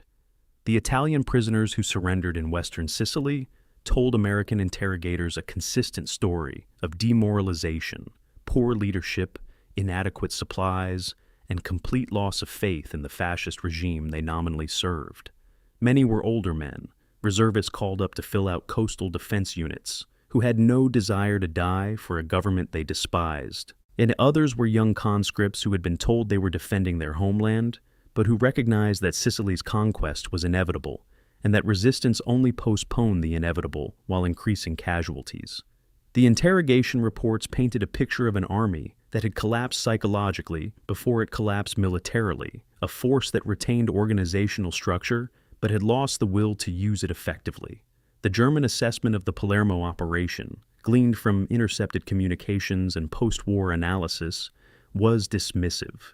General Hans Valentin Hubel, commanding German forces in Sicily, had never intended to defend western Sicily, and had withdrawn his limited German forces from that sector days before American columns arrived. From his perspective, Patton had captured empty territory while the actual battle for Sicily's control was being waged elsewhere. The Americans had demonstrated mobility and logistical competence, attributes worth noting, but they had not demonstrated ability to break through defended positions or to coordinate their operations with British forces toward common strategic objectives. Hube's forces, fighting delaying actions in the eastern mountains, were accomplishing their mission of buying time for mainland Italy's defense. American success in the West changed nothing about that calculus. As the sun set on July 22nd and the first day of American occupation in Palermo drew to a close, the campaign's future shape remained uncertain. Patton had his publicity triumph, his demonstration of American offensive spirit, and his revenge against the subordinate role initially assigned to 7th Army. But he also had a logistical problem. His forces were now dispersed across western Sicily, far from the strategically important eastern sector where the campaign would ultimately be decided. Moving those forces eastward, resupplying them for renewed offensive operations, and integrating them into a coordinated drive toward Messina would require time, planning, and resources. The dash had succeeded brilliantly. Its aftermath would prove more complicated. Chapter 8. The day after victory. On July 24, 1943, while photographers in Palermo captured images of General Patton touring Baroque cathedrals and newsreel cameras recorded American tanks parading through Sicilian streets, and Major General Omar Bradley sat in a dusty command post outside the central mountain town of Enna and studied casualty reports that told a fundamentally different story about the Sicily campaign. His 1st and 45th Divisions, advancing through the mountainous interior along highways 117 and 120 toward the road network radiating from Enna, were fighting for every yard against German defenders who contested each ridgeline with professional competence. In the 3 days while Patton's forces had raced through surrendering western Sicily, Bradley's corps had advanced 6 miles and taken 400 casualties. The fighting was not dramatic in the way that armored columns driving toward Palermo made for dramatic copy, but it was consequential in ways the Western operation was not. The roads Bradley's forces fought to control led toward Messina and the German escape route to mainland Italy. The terrain they contested mattered strategically rather than symbolically, and the enemy they faced was not demoralized Italian units seeking surrender, but German battle groups executing the kind of delaying defense that maximized Allied casualties while preserving their own forces for eventual withdrawal. The 1st Infantry Division, the Big Red One, had been fighting continuously since the invasion and showed signs of accumulated exhaustion. Combat fatigue cases filled evacuation hospitals in numbers approaching those of conventional battle casualties. Soldiers who had performed magnificently in initial actions now showed slower reaction times and reduced effectiveness. It's the inevitable result of sustained operations in difficult conditions. The division's attack toward the town of Nicosia on July 24th gained 2 miles and cost 74 men killed or wounded, a ratio of effort to result that characterized the central sector's grinding progress. These were experienced troops led by capable officers, but they were pushing against terrain that favored defense and enemy forces who understood how to exploit those advantages. Bradley received a message from General Alexander's headquarters on July 25th that made explicit what he had already understood implicitly. Montgomery's 8th Army would continue as the main effort toward Messina, and 7th Army should support that advance while mopping up remaining Axis forces in western and central Sicily. The directive had the bland language of routine operational guidance, but Bradley recognized it for what it represented. Despite Palermo's capture, despite the publicity success, 7th Army remained in a supporting role. The mission had not changed, only the geography across which that subordinate mission would be executed. Bradley's professional discipline prevented him from expressing frustration openly, but his diary entry from that evening captured his assessment with characteristic precision. The Western operation had consumed resources that could have been applied to the central thrust, and while Palermo made excellent publicity, it had not advanced the campaign's strategic timeline. The medical facilities treating casualties from the central sector provided sobering evidence of modern warfare's physical and psychological costs. At the evacuation hospital in Licata, medical personnel dealt with heat exhaustion cases that required intravenous fluids and several days of rest before soldiers could return to duty. Mine wounds, particularly from German S-mines that jumped to waist height before detonating, inflicted hideous injuries that surgeons struggled to repair with the limited facilities available. Combat fatigue presented more subtle challenges. Soldiers who had not been physically wounded, but who had reached psychological breaking points and could no longer function effectively in combat.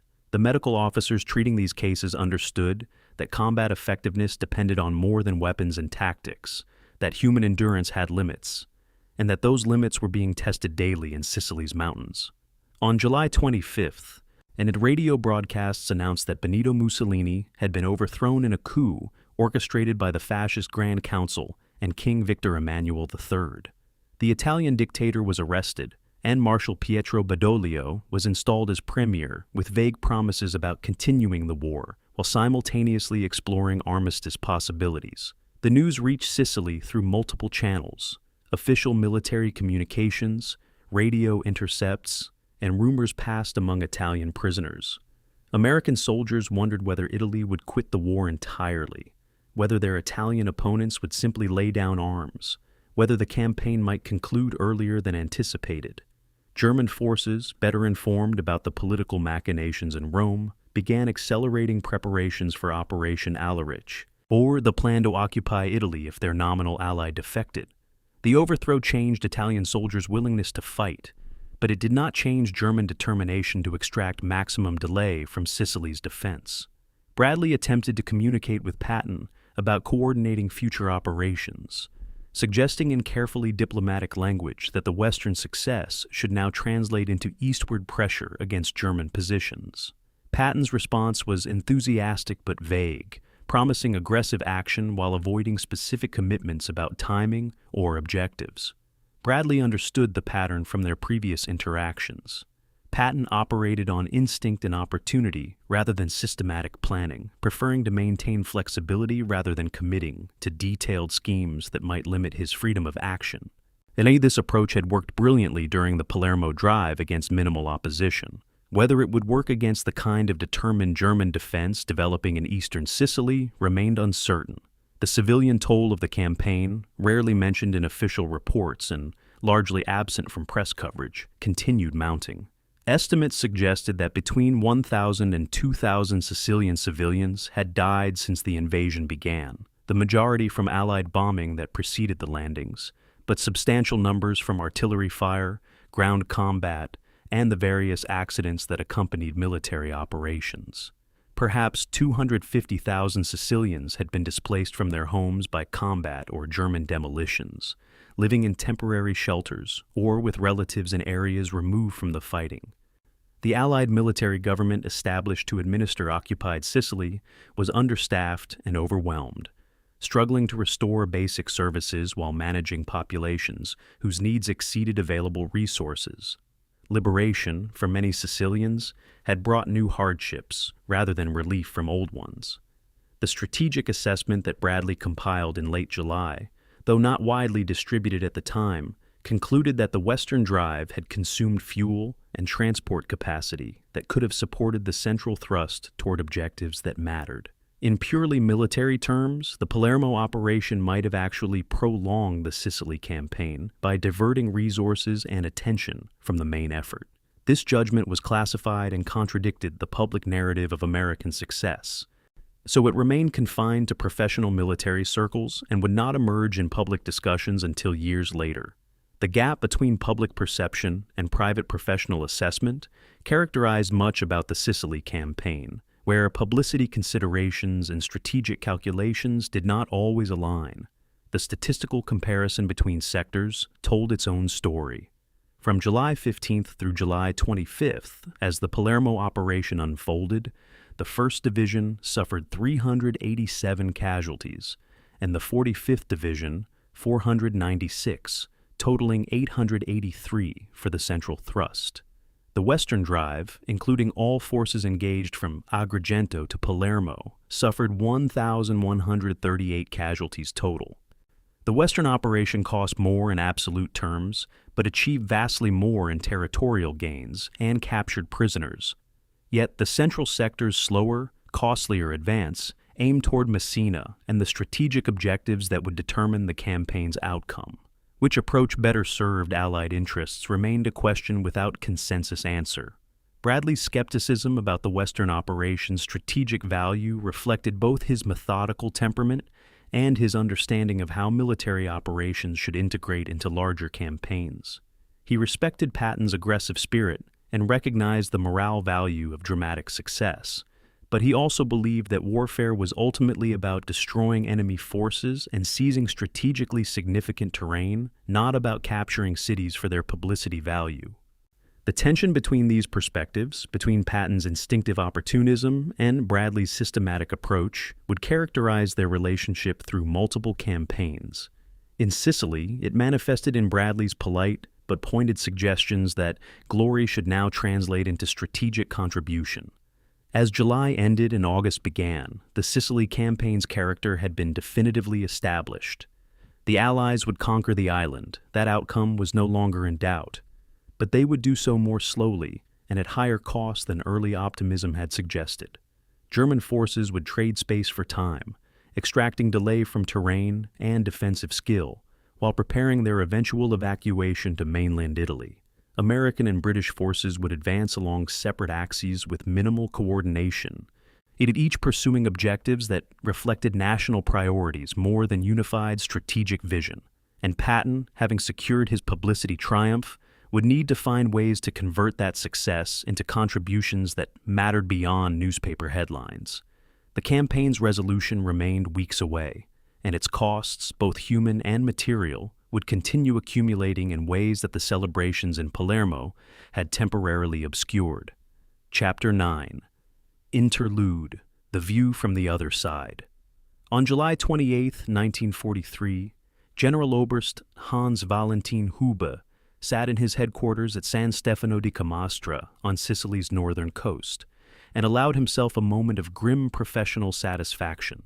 That the one-armed veteran of Stalingrad had been dispatched to Sicily 3 weeks earlier with orders that appeared impossible: delay the Allied advance as long as possible, exact maximum casualties, and then evacuate all German forces to mainland Italy intact. He commanded perhaps 30,000 combat-effective troops against an Allied force exceeding 400,000, a disparity that by any conventional calculation should have resulted in rapid defeat and capture. Instead, his divisions had traded space for time with brutal efficiency, yielding ground methodically while maintaining cohesion and inflicting steady losses on attackers who possessed overwhelming material advantages. The Allies, Hube reflected as he studied situation maps, had spent 2 weeks capturing Palermo. It's a city he had never intended to defend, and from which German forces had withdrawn days before American columns arrived. The British were stalled before Catania, attempting to batter through positions that German engineers fortified daily. And Messina, the only exit that truly mattered, remained firmly in German hands. Hube was not winning in any meaningful sense, but he was not losing either, and every day Sicily held was another day to strengthen defenses on mainland Italy. The German defensive strategy in Sicily reflected hard lessons learned on the Eastern Front and adapted to Mediterranean conditions. Hube's forces did not attempt to hold fixed lines that could be penetrated by concentrated Allied attack. Instead, they practiced elastic defense, yielding ground slowly while exacting costs that made every Allied advance a calculated trade of casualties for terrain.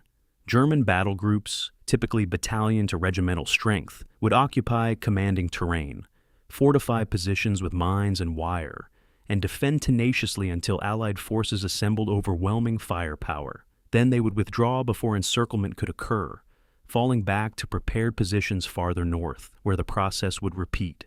This approach conserved German strength, frustrated Allied attempts at decisive battle, and bought the time that higher command demanded. The Hermann Göring Division, despite its political name and the incompetence sometimes associated with units bearing Luftwaffe affiliation, had performed creditably during the campaign. Its counterattack against American beaches at Gela on July 10th had been poorly coordinated and ultimately unsuccessful, but it had demonstrated German willingness to fight aggressively rather than simply conduct delaying actions. Throughout late July, the division's battle groups contested ground in the approaches to Mount Etna, using Sicily's volcanic geography to maximum defensive advantage. Every valley approach, every mountain pass, every road junction became a potential killing ground, where German machine guns and mortars exacted tolls from advancing Allied forces. The division's casualties were substantial but manageable, a function of withdrawing before Allied firepower could achieve decisive effect. Allied intelligence, particularly signal intercepts decoded through the Ultra program, provided Hube's opponents with insights into German planning and dispositions. Decrypted communications revealed that German High Command's true priority was not holding Sicily, but delaying long enough to prepare mainland defenses. The evacuation across the Messina Strait was being planned in detail, with engineers surveying ferry routes and assembling the craft necessary to move forces, equipment, and supplies to Calabria. This intelligence reached Allied commanders but did not fundamentally alter their operational approach. Montgomery continued his methodical advance, unwilling to accept the casualties that a more aggressive push might entail. American forces, dispersed across western and central Sicily, lacked the concentration necessary for decisive action. The gap between knowing German intentions and preventing their execution remained frustratingly wide. The Italian perspective during this period was more complex and more tragic. Lieutenant Alessandro Fiorini, a composite figure representing multiple Italian officers whose accounts survive in post-war collections, received orders on July 29th to hold a position covering German withdrawal routes. The orders came from Italian command but reflected German requirements, the Italians serving effectively as expendable rearguards, while their supposed allies withdrew to more defensible terrain. Fiorini understood the dynamic, but lacked authority to protest. His unit, already depleted by desertions and low morale, occupied positions they knew they could not hold indefinitely. When American forces attacked the following day, and some of Fiorini's men fought briefly before surrendering, others simply dispersed into the countryside, and Fiorini himself was wounded and captured. His experience typified Italian military performance in the campaign's later stages: organized resistance without conviction, defense without hope, sacrifice without purpose. German evacuation planning, codenamed Operation Lehrgang or Training Course, in typically mordant German fashion, proceeded with characteristic thoroughness. Engineers surveyed crossing sites along the Messina Strait, identifying locations where currents and distances made ferry operations feasible. coastal artillery positions were strengthened to provide covering fire against Allied attempts to interdict the evacuation. Flak batteries were concentrated to defend ferry routes against air attack. Railroad cars were assembled to transport troops and equipment to embarkation points. The planning staff estimated they could evacuate approximately 50,000 troops and substantial equipment if given 2 weeks of relatively uninterrupted operations. The question was whether Allied forces would allow that time, or would reach Messina quickly enough to trap German forces on the island. Hube's assessment of Allied performance, documented in reports to Field Marshal Albert Kesselring, commanding German forces in the Mediterranean, was professionally respectful, but identified exploitable weaknesses. The Americans demonstrated impressive logistical capability and material superiority, but showed limited skill in coordinating combined arms attacks against prepared positions. Their tendency to rely on firepower rather than maneuver made them predictable and allowed German defenders to withdraw before decisive engagement. The British were more tactically sophisticated, but also more cautious, unwilling to accept casualties that aggressive exploitation would entail. Most critically, Hube noted, American and British forces operated on divergent axes with minimal coordination, pursuing separate objectives rather than cooperating toward unified goals. This lack of operational integration was a gift to defenders who could concentrate against one threat while ignoring the other. The intelligence picture available to German commanders included not just tactical information about Allied dispositions, but also insights into Allied command relationships and strategic debates. All intercepted communications revealed tensions between Patton and Montgomery, between American desires for independent action and British insistence on methodical coordination, between Eisenhower's political requirements and Alexander's operational preferences. German intelligence officers recognized that these tensions created opportunities. If Patton could be encouraged to pursue glory rather than strategic objectives, if Montgomery could be convinced that caution was wisdom, if Allied forces could be kept operating independently rather than in concert, then German forces could continue their delaying mission successfully. The German soldiers' experience during this period combined professional competence with recognition of ultimate futility. Soldiers and frontline units understood they were fighting a delaying action, not a campaign for victory. Their mission was to buy time, not to hold Sicily, and everyone from senior commanders to junior enlisted men knew that evacuation was the campaign's eventual outcome.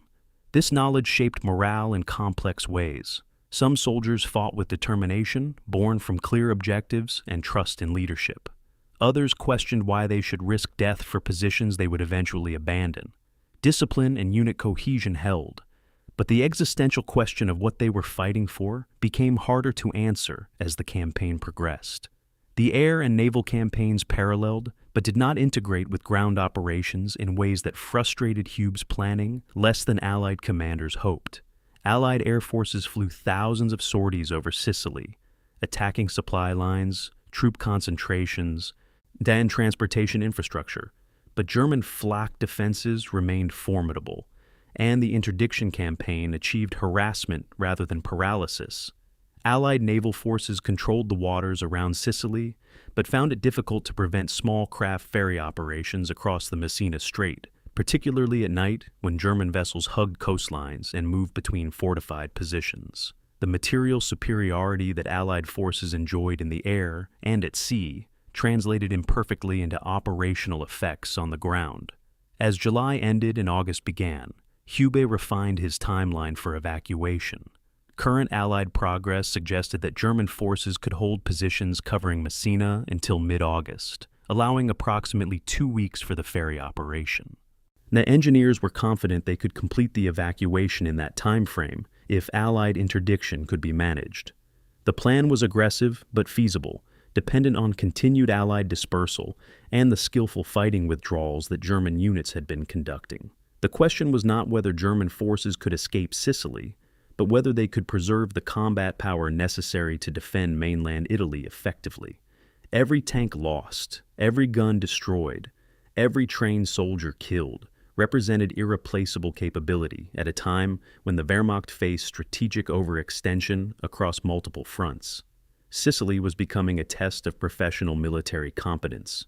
German skill in retrograde operations pitted against Allied superiority in materiel and numbers. The outcome would shape not just the Mediterranean campaign, but perceptions of military effectiveness that would influence strategic calculations for the war's duration. Chapter 10. Patton Pivots East. On August 2, 1943, Colonel Brenton Wallace stared at a logistics problem that could not be solved through aggression, courage, or inspiring leadership. Patton's 7th Army needed to redeploy from Sicily's western dead end toward the strategically relevant eastern front, specifically toward the northern coastal road that led to Messina. This required moving 2 divisions and all their supporting elements roughly 150 miles eastward over Sicily's inadequate road network, supplied from ports that were still being cleared, and made operational, burning fuel that existed in perpetually insufficient quantities.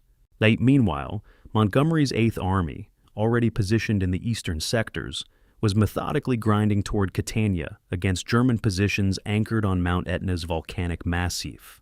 If 7th Army was going to make meaningful contributions to the campaign's resolution, if Patton was going to convert his publicity success into actual strategic relevance, American forces needed to leapfrog ahead, land troops on the northern coast behind German lines, and race up Highway 113 faster than British forces could advance along interior routes.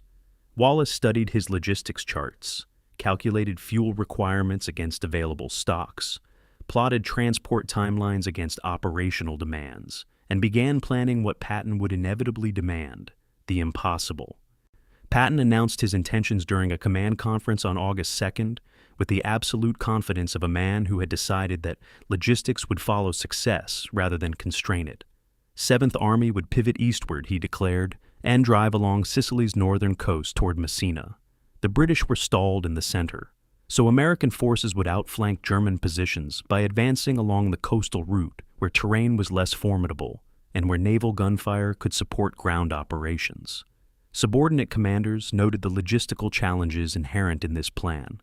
Patton's response was characteristic. Logistics would adapt to operational necessity. Aggressive action would create opportunities that methodical planning could not anticipate.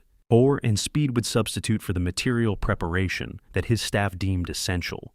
The guidance was simultaneously inspiring and maddening, typical of a commander who believed that will and determination could overcome practical obstacles. General Alexander's headquarters approved Patton's request to advance along the northern coast, with the same casualness that had characterized approval of the Palermo operation. Alexander remained focused primarily on Montgomery's advance and saw American operations as potentially helpful, but not essential to the campaign's conclusion. If Patton wanted to attack along the northern route, that was acceptable. If his forces succeeded in drawing German attention away from British sectors, so much the better. If they failed or bogged down, it would not fundamentally alter the strategic picture. And the approval reflected Allied command dysfunction more than coordination. Different armies operating toward nominally common objectives, but without unified operational concept or integrated planning. Bradley's 2nd Corps began reorienting units from their positions in central Sicily toward assembly areas on the northern coast, a movement that consumed days and highlighted the friction inherent in large-scale military operations. The 45th Division shifted from mountain fighting near Enna to coastal sectors near Santo Stefano di Camastra, trading vertical terrain for more favorable ground, but also entering sectors where German forces were stronger and more determined. Roads clogged with military traffic moving in multiple directions. Supply convoys competing for space, with combat units redeploying to new sectors. As the heat remained oppressive, water remained scarce, and the wear on men and vehicles accumulated in ways that maintenance officers tracked with growing concern. Port facilities in Palermo became the focus of frantic engineer efforts to create the supply hub that had supposedly justified the Western operation. Construction battalions worked around the clock to clear bomb damage, repair cranes, and restore docks to operational status. The work progressed, but more slowly than planners had anticipated, every delay cascading into the larger problem of supplying an army preparing for renewed offensive operations. Fuel tankers waited offshore while berths were cleared. ammunition ships queued for docking space. The port that was supposed to ease logistical strain instead became another bottleneck requiring resources to unsnarl. Major General Lucian Truscott received orders on August 5th to prepare the 3rd Infantry Division for an amphibious end-run landing behind German lines at Sant'Agata da Militello, a coastal town approximately 20 miles beyond current front lines. The operation would put a reinforced battalion ashore in the German rear, seize the coastal highway, and hold until the division's main body advanced overland to link up. Truscott requested 72 hours to plan and prepare the complex operation. Patton gave him 48 hours, explaining that speed was essential and that windows of opportunity closed rapidly in fluid combat situations. Truscott accepted the compressed timeline with professional resignation, understanding that Patton's aggressive instincts would not be moderated by staff officer concerns about careful preparation. The amphibious doctrine that American forces had developed through bitter experience in the Pacific theater was being adapted to Mediterranean conditions with mixed results.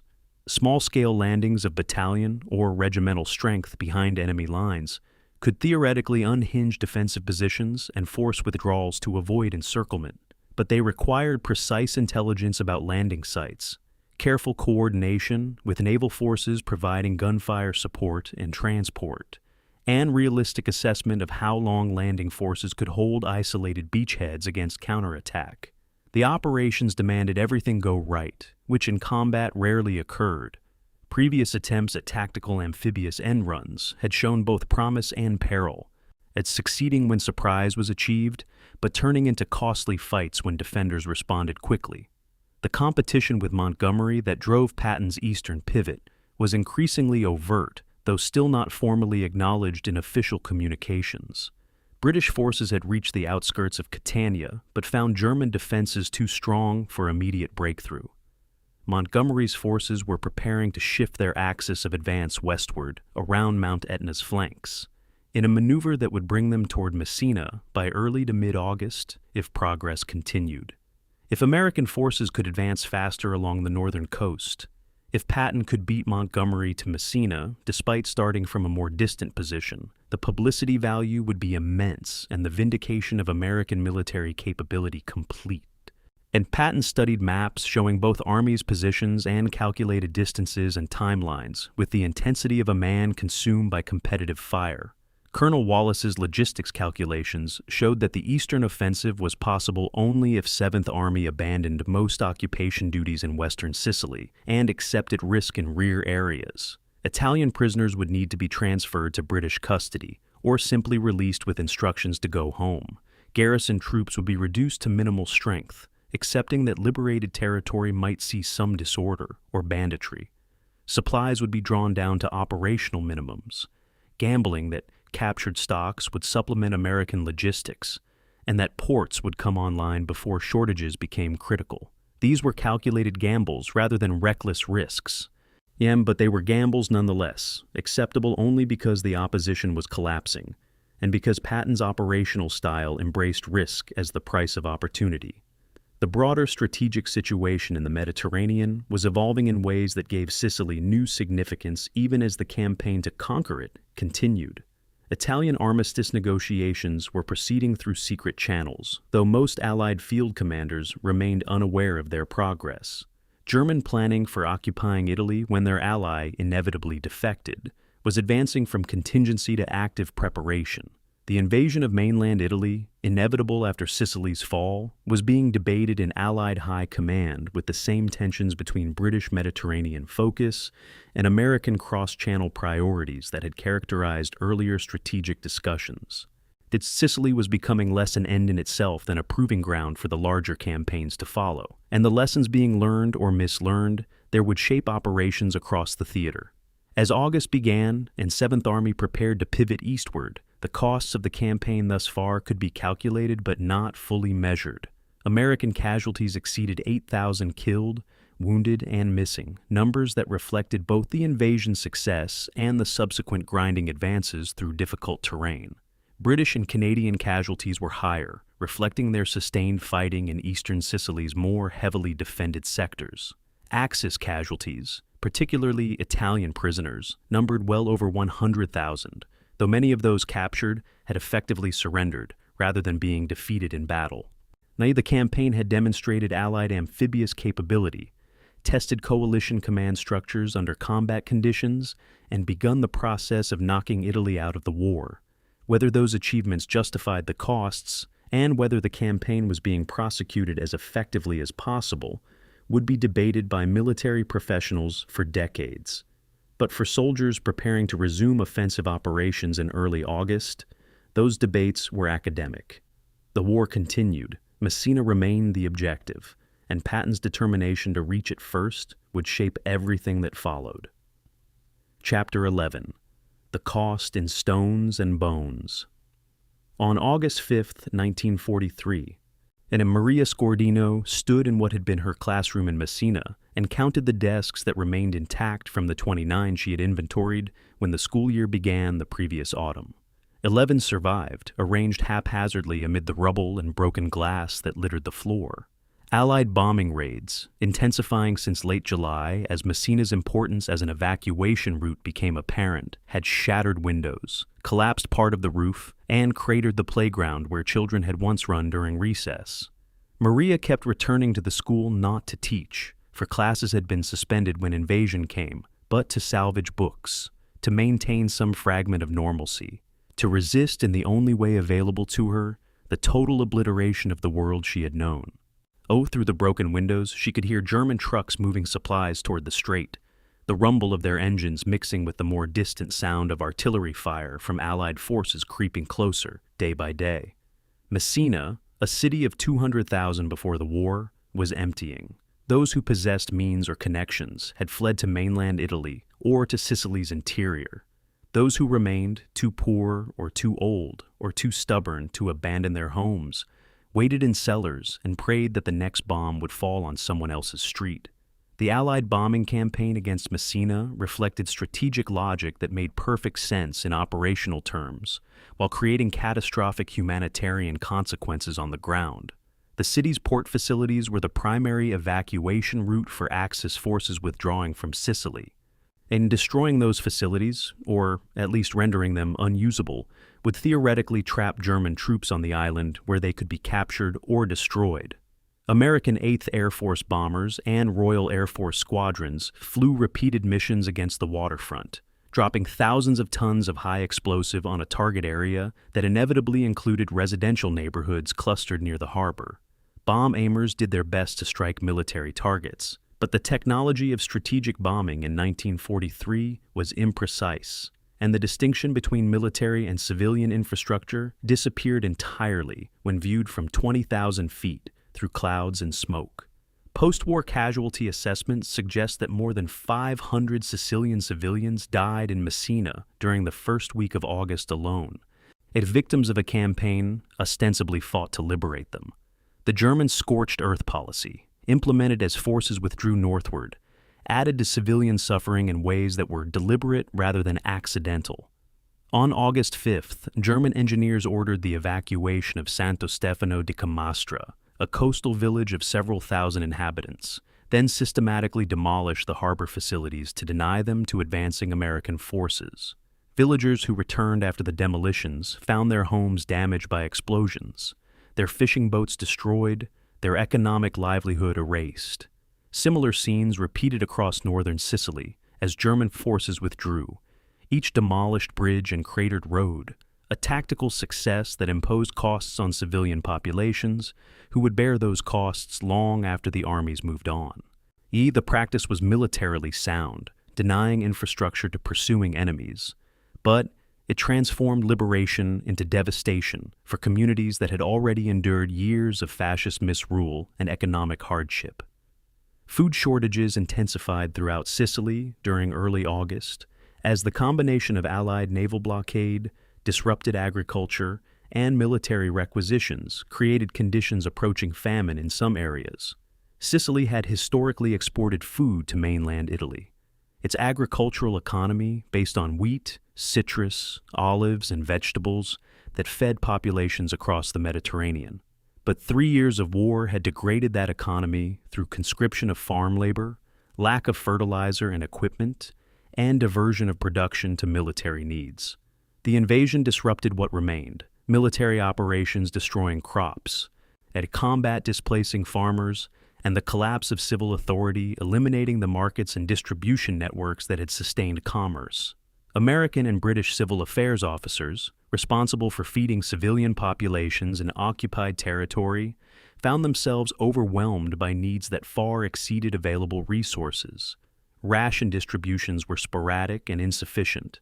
Black markets flourished, and malnutrition became widespread among the most vulnerable populations. In the British sector near Catania, soldiers entering bombed neighborhoods found civilians who waved flags of surrender, but also pleaded desperately for food, medical supplies, and basic necessities that military forces could provide only in limited quantities. A British Civil Affairs reports from early August describe scenes of elderly women searching rubble for salvageable possessions, children begging for food, and families living in damaged buildings without water or sanitation. The reports document British efforts to establish feeding centers, medical aid stations, and temporary shelters, but they also document the gap between needs and capabilities. Liberation had brought the fighting to an end in these neighborhoods, but it had not brought safety or prosperity, or even basic stability. For many civilians, the passage from Axis control to Allied occupation simply meant trading one set of hardships for another. Giuseppe Torregrossa, the Licata, fisherman whose perspective had opened this narrative, it found himself in Palermo in early August, observing American occupation as it settled from initial confusion into routine administration. The black market thrived, dollars and sterling buying goods that official ration cards could not secure. Allied military government officials struggled to restore basic services, their efforts hampered by lack of trained personnel, inadequate supplies, and the sheer scale of Sicily's needs. Torregrossa noted in conversations later recorded by oral historians that liberation had not meant prosperity or even normalcy. The Americans brought chocolate and canned rations, which were welcome, but they also brought curfews, restrictions, and the various impositions of military authority. The war had changed management, but had not departed, and ordinary Sicilians found themselves navigating between Allied rules, black market necessities, and the daily struggle to survive in an economy that had been shattered by years of conflict. Disease became a significant concern during August as displaced populations, damaged infrastructure, and hot weather created ideal conditions for epidemic spread.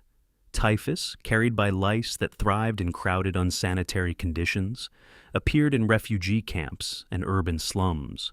Malaria, endemic in parts of Sicily, spread as mosquito control programs collapsed and as military operations disrupted the drainage systems that had partially controlled the disease.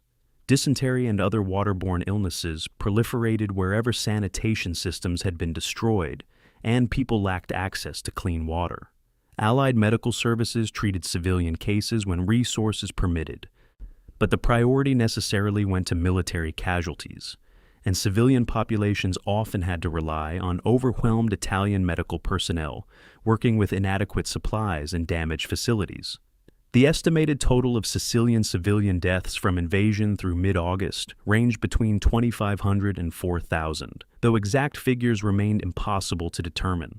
The majority died from Allied bombing, both the preparatory campaign before invasion and the ongoing strikes against ports and transportation infrastructure. Substantial numbers died from artillery fire, ground combat, and accidents involving unexploded ordnance or military vehicles. Some died from starvation or disease, indirect casualties of the war's disruption of normal economic and social systems.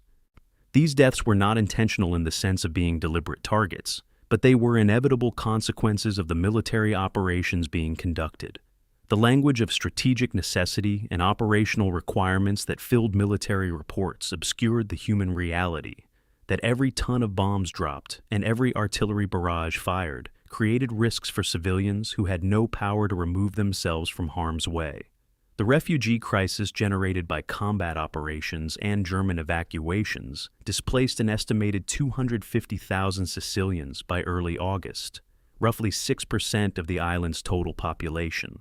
Some fled fighting in their home areas and sought safety with relatives in other regions. Others were forcibly evacuated by German forces clearing zones they intended to defend or demolish. As still others left homes damaged beyond habitability and sought whatever shelter they could find. Allied civil affairs established refugee camps in areas removed from active combat. But these facilities were improvised, overcrowded, and lacking basic amenities.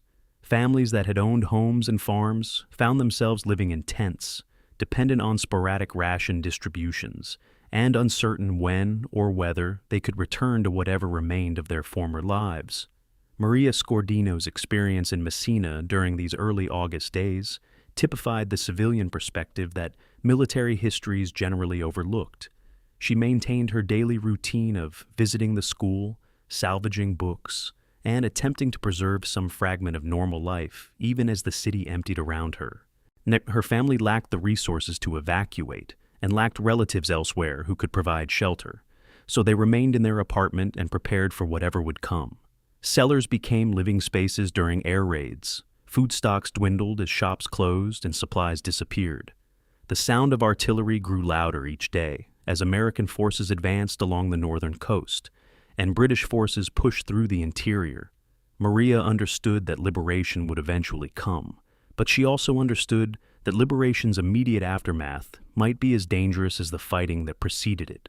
Cities changing hands were places where order collapsed, where looting occurred, where scores were settled, and where civilians could become casualties of circumstances beyond their control or comprehension. The moral complexity of civilian suffering in military operations rarely appeared in official accounts or press coverage, which necessarily focused on military achievements and strategic progress.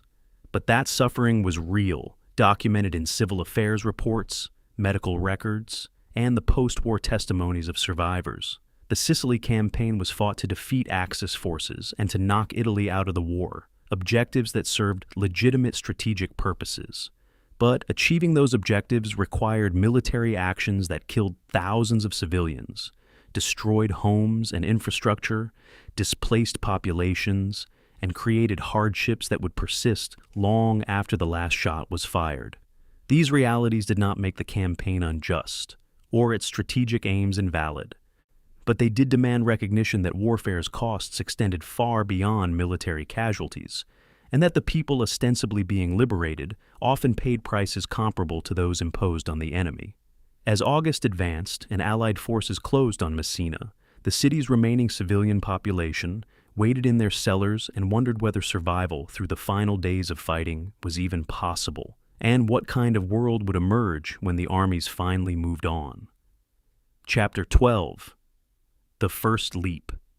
At 2 o'clock on the morning of August 8, 1943, Colonel Lyle Bernard crouched in a landing craft, pitching through dark Mediterranean swells, and mentally cataloged everything that could go wrong with landing tanks on an undefended beach at night, behind enemy lines with minimal reconnaissance.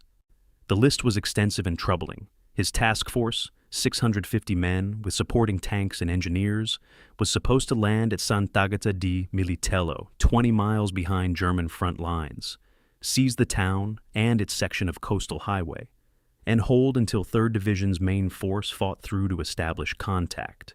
If the Germans had fortified the landing beach, if navigation errors put the force ashore at the wrong location, if the surf proved too heavy for vehicles to land, if coordination with naval gunfire support failed, the operation could transform from aggressive exploitation into isolated disaster within minutes.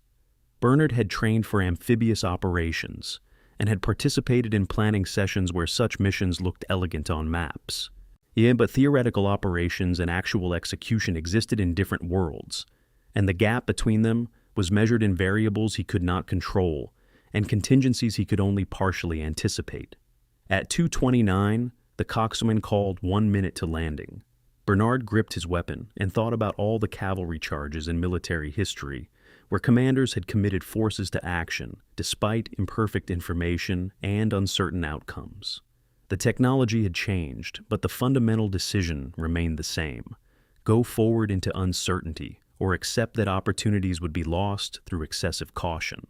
The landing at Sant'Agata occurred at 2:30 on August 8th, with a silence that Bernard found more unnerving than resistance would have been. His force hit the beach unopposed, any German positions evidently located inland rather than on the coast itself.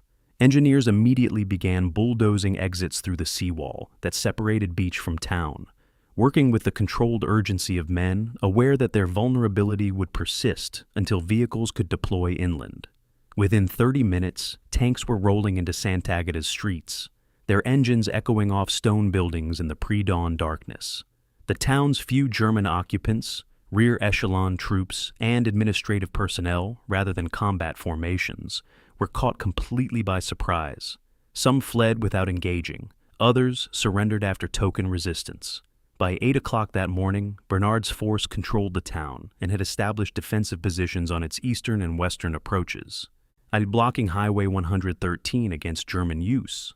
The German response demonstrated the professional competence that characterized their Sicily operations, despite overwhelming Allied material superiority. Local commanders reported the American landing within the hour, and division headquarters immediately ordered elements of the Hermann Göring division to counterattack. German forces could not tolerate an American presence astride their main coastal supply route, and eliminating the beachhead took operational priority over all other missions. By mid-morning on August 8th, German infantry supported by tanks were probing American positions, testing defenses, and seeking weak points. The fighting that developed over the subsequent hours was sharp and costly.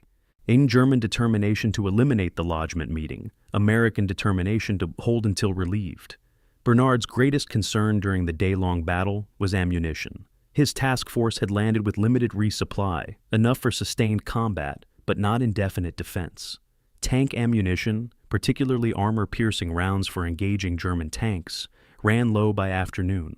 Artillery support came from naval destroyers offshore, their 5-inch guns providing devastating fire against German concentrations, but coordination between ground forces and naval gunners remained imperfect, and some calls for fire went unanswered while ships maneuvered or dealt with other requests. Bernard rationed ammunition carefully, emphasizing aimed fire over volume, and positioned his limited armor to maximum defensive effect. And the situation was manageable but precarious. Success depended on the 3rd Division's advance reaching his position before German counterattacks overwhelmed his perimeter. The link-up occurred at dusk on August 8th, when lead elements of 3rd Division's main body reached Sant'Agata from the south. The junction of forces effectively ended German hopes of eliminating the beachhead, and their counterattacks ceased as units withdrew to avoid encirclement. American casualties for the day totaled 73 killed or wounded. Painful losses, but lower than they might have been against more determined opposition, or if naval gunfire support had not been available. German casualties were higher, though precise figures remained uncertain. All, and more significantly, the Germans had been forced to commit forces that might otherwise have conducted delaying actions elsewhere. The tactical success was undeniable. 12 miles of coastline gained in a single day through operational audacity. The strategic significance of the Sant'Agata landing was more ambiguous. American forces now controlled additional coastal territory and a demonstrated capability for amphibious end runs that German commanders would need to account for in future planning. But the landing had not produced operational breakthrough or forced wholesale German withdrawal. German forces simply established new defensive lines farther north, and the pattern of advance, fight, withdraw continued essentially unchanged. The 12 miles gained at Sant'Agata represented 12 miles that 3rd Division did not have to fight through yard by yard, a meaningful economy of effort, but not a campaign-altering maneuver. Critics would later argue that the resources devoted to planning and executing the amphibious operation might have been better applied to supporting the main advance, while supporters would counter that tactical innovation and aggressive action were precisely what prevented the campaign from becoming a total stalemate. The naval component of the operation, while ultimately successful, revealed coordination problems that would need addressing in future amphibious operations. Communication between ships and ground forces proved difficult, with radio procedures and frequencies not always properly aligned. And naval gunfire support was devastating when it arrived on target, but required time to coordinate and sometimes struck areas where friendly forces were dangerously close. The landing craft used to transport the task force were not ideally suited to night operations on contested shores, and some boats experienced navigation difficulties that scattered portions of the landing force along several hundred yards of coastline rather than concentrating them at the designated beach. These problems were manageable in an operation that achieved surprise and faced minimal immediate resistance, but they could have been catastrophic under different circumstances. Bernard's after-action report, filed in the days following the operation, praised his troops' performance while noting areas requiring improvement. Small unit leadership had been excellent, its soldiers maintaining cohesion and executing their assigned tasks despite the confusion inherent in night amphibious operations. Fire discipline had been good, preventing waste of limited ammunition stocks. But radio communication had been unreliable, with some units unable to establish contact with battalion headquarters for hours. The integration of tanks and infantry in urban combat had been improvised rather than rehearsed, working adequately but showing room for improvement. And the vulnerability period between landing and establishment of defensible positions remained a critical weakness that better German defenders might have exploited more effectively. The larger pattern of American operations in early August showed Patton's operational style, producing results through aggressive action and acceptance of risk. The Sant'Agata landing was one of several amphibious end runs conducted along the northern coast during this period, each putting forces ashore behind German lines and forcing withdrawals to avoid encirclement. The operations succeeded tactically, but did not achieve the kind of decisive results that Patton sought. German forces proved too skilled at retrograde operations, withdrawing before they could be trapped, and establishing new positions that required additional American assaults. The advance continued, measured now in miles per day rather than yards per hour, but Messina remained distant, and the Germans showed no signs of collapsing despite steady pressure. The soldiers who participated in these operations developed complicated views about their value and costs. The amphibious landings were exciting in the way that aggressive action could be exciting, breaking the monotony of sustained ground combat and offering opportunities to influence the battle's course through bold maneuver. But they were also dangerous, isolating small forces in enemy-controlled territory and requiring them to hold against counterattacks until relieved. The casualties, while not excessive by World War II standards, were real and painful. Each man killed or wounded represented not just a statistical entry, but a friend, a squad member, someone who had shared the hardships of training and combat and who was now gone. The tension between tactical success and human cost characterized much of the Sicily campaign. The operations that achieved their objectives while leaving soldiers to wonder whether those objectives were worth the price. As August 8th ended and Bernard's task force integrated into 3rd Division's main body, the northern coastal advance had gained momentum, but not decisiveness. Patton's forces were moving faster than Montgomery's British divisions, grinding through interior mountain routes. A source of satisfaction to American commanders who felt they had something to prove about American martial capability. But speed of advance meant little if German forces escaped before they could be destroyed or captured, and the evacuation preparations visible across the Messina Strait suggested that the campaign's most important battle, the race to prevent German withdrawal, was being lost even as tactical victories accumulated. The landing at Sant'Agata would be remembered as a successful small-scale amphibious operation, an example of tactical innovation and aggressive execution. Whether it contributed meaningfully to winning the campaign or merely added another entry to the list of actions taken during Sicily's conquest would depend on events still to unfold. Chapter 13. The Slapping Incidents. On August 10, 1943, Private Paul Bennett sat on a cot in the 93rd Evacuation Hospital near Nicosia and trembled uncontrollably despite the oppressive heat that made the tent feel like a furnace. He was not wounded in any conventional sense. No blood stained his uniform, no bandages covered injuries, no physical trauma explained his presence in the hospital. But 4 days of continuous combat in the hills south of San Stefano had shattered something inside him that was as real as any bullet wound and more difficult to repair. The constant shelling, The death of his squad leader, whose body had simply ceased to exist in a spray of red and gray. The nights without sleep, the days digging foxholes in rocky ground, while German mortars walked closer with methodical precision. All of it had accumulated beyond his capacity to endure.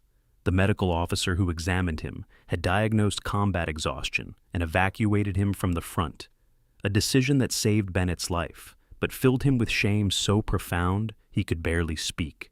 When the tall general in the gleaming helmet entered the tent ward, Bennett did not recognize George Patton. He saw only another officer. He's another embodiment of the standards he had failed to meet. And when Patton stopped at his cot and asked what was wrong, Bennett made the fatal mistake of honest admission. "I guess I cannot take it," he said. The slap came so fast, he never saw Patton's hand move. The incident on August 10th was actually the second time Patton had struck a hospitalized soldier diagnosed with combat exhaustion.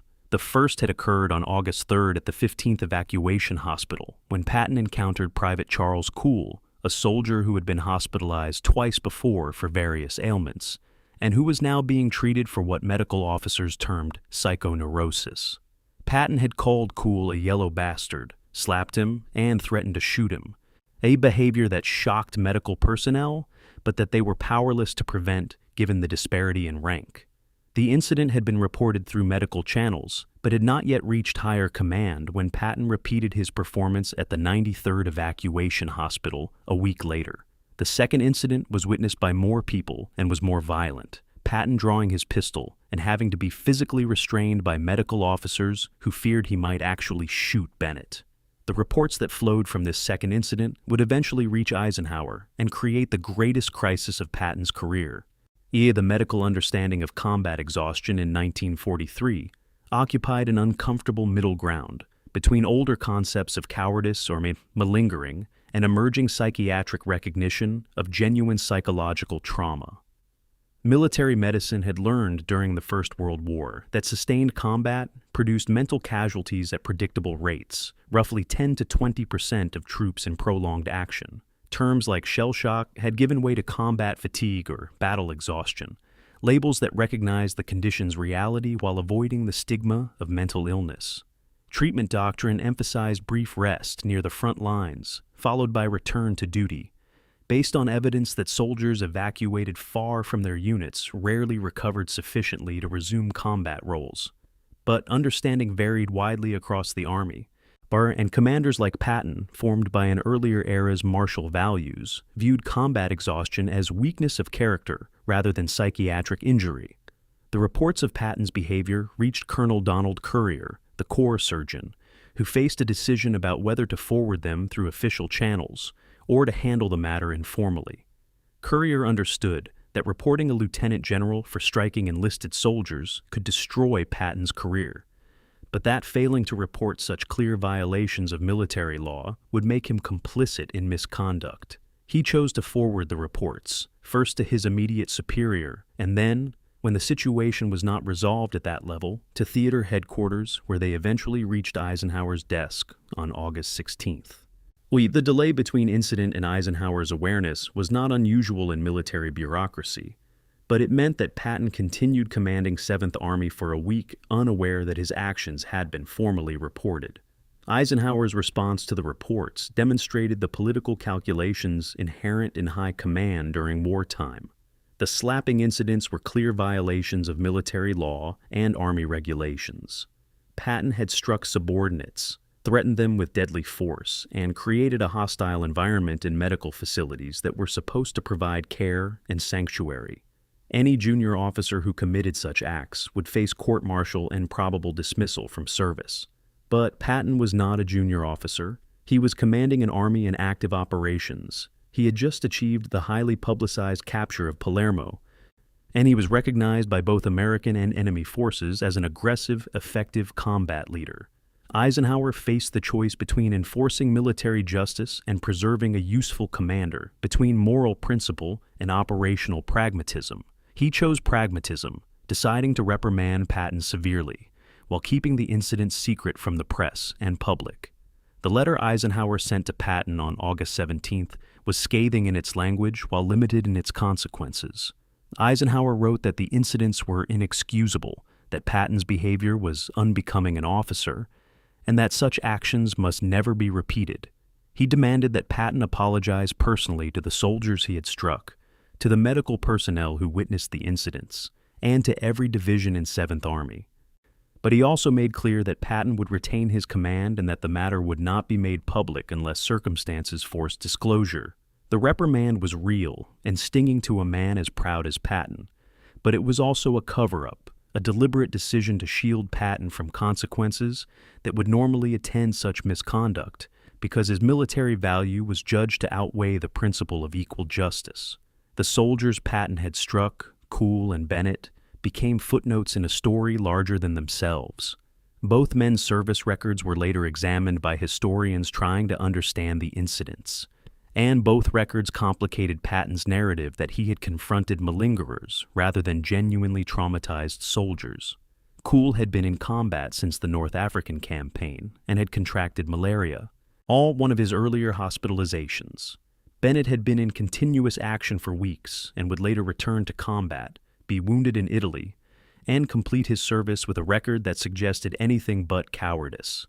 The medical records and subsequent performance of both men undermined Patton's belief that combat exhaustion represented moral failure rather than psychiatric injury, though Patton would never fully acknowledge this, even when confronted with evidence. The broader implications of the incidents extended beyond the immediate crisis. Patton's actions reflected attitudes toward combat stress that were common among officers of his generation, but that psychiatric experience was proving inadequate. The Army was learning that psychological casualties were inevitable in sustained combat, that they could affect even the bravest soldiers, and that appropriate treatment could return many to duty.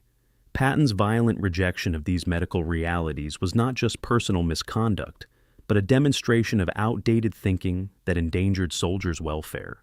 The gap between emerging psychiatric understanding and traditional military culture created tensions that the slapping incidents brought into sharp relief. The apologies that Eisenhower demanded were delivered, though with varying degrees of sincerity. Patton apologized to the soldiers individually, to the medical personnel present during the incidents, and to assembled officers and enlisted men of 7th Army's divisions. The apologies were formal and followed Eisenhower's instructions. But they did not represent genuine change in Patton's attitudes toward combat exhaustion. His diary entries and private communications continued to express contempt for soldiers who broke under combat stress, attitudes that reflected both his personal psychology and the warrior ethos he had cultivated throughout his career. The apologies satisfied Eisenhower's requirements while leaving the underlying beliefs largely unchanged. The decision to keep the incident secret could not be maintained indefinitely. Radio correspondent Drew Pearson obtained the story through sources in the medical community and broadcast it in November 1943, creating a public scandal that forced Eisenhower to defend his earlier decision. The revelation led to calls for Patton's dismissal, newspaper editorials condemning his behavior, and a general outcry that questioned whether America's values permitted officers to strike enlisted men with impunity. Eisenhower stood by his decision, arguing that Patton's military value justified retaining him despite his misconduct. But the scandal effectively sidelined Patton from command during the Italian campaign. He would spend months in England planning operations he would not lead, while other officers commanded the forces invading mainland Italy. The long-term consequences for Patton's career were severe, despite his eventual return to combat command. He was not selected to lead American forces in the Normandy invasion's initial assault, a command that went instead to Omar Bradley, his former subordinate. When Patton finally returned to active operations commanding 3rd Army in the breakout from Normandy, he did so under a cloud that never fully dissipated. The slapping incidents became part of his permanent record and his public image, tempering the hero narrative that his aggressive leadership otherwise generated. The general who had been America's most publicized warrior became also its most controversial, a figure whose military achievements were always discussed alongside his moral failures. For Paul Bennett and Charles Cool, the slapping incidents were traumatic experiences that became public spectacles they neither sought nor controlled. Both men completed their military service, both returned to civilian life, and both largely avoided publicity about events that had marked them as symbols in a larger debate about military leadership and combat stress.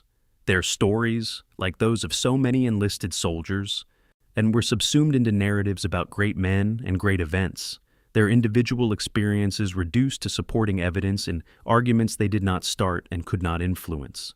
The gulf between the general who slapped them and the privates who endured his assault was not just a gap in rank, but a chasm in power, agency, and historical attention that the incidents illuminated but did not bridge. Chapter 14. Montgomery's Frustration. On August 12, 1943, Major David Hunt stood in Lieutenant General Bernard Montgomery's tactical headquarters south of Catania and studied the same map he had been analyzing for 2 weeks, hoping the terrain might somehow have changed overnight. It had not. Mount Etna's massive volcanic bulk, rising more than 10,000 feet above sea level, all dominated eastern Sicily's geography and channeled all approaches to Messina through narrow corridors that German forces had fortified with methodical thoroughness. Montgomery's Eighth Army, composed of veterans who had fought from El Alamein to Tunisia, theoretically possessed every advantage over the outnumbered German defenders, but those advantages translated imperfectly against terrain that favored defense and an enemy who understood how to trade space for time while inflicting maximum casualties. Since mid-July, the Eighth Army had been fighting for approaches to Mount Etna and the roads that curved around its flanks toward Messina. Progress was measured in hundreds of yards per day, and casualties mounted steadily. The newspapers in England were growing restless with the slow pace. Questions were being raised in Parliament about why Montgomery's famous army was bogged down, and intelligence reports now indicated that American forces, those latecomers to European warfare, were advancing up Sicily's northern coast at speeds that made British progress look pedestrian. Montgomery would not admit it publicly, but Hunt could read his commander's mood well enough to recognize frustration bordering on anger. The British advance from the invasion beaches through Syracuse and Augusta to Catania had followed Montgomery's characteristic pattern of methodical preparation and overwhelming force applied at selected points. He refused to take risks that might result in high casualties for uncertain gains, a caution born from experience leading British forces when Britain could not replace losses as readily as the Americans could. Each objective was to be thoroughly reconnoitered, artillery support carefully planned, air support coordinated, and attacks launched only when success seemed reasonably assured. This approach had worked in North Africa's open terrain, where maneuver was possible, and where patient preparation could identify and exploit enemy weaknesses.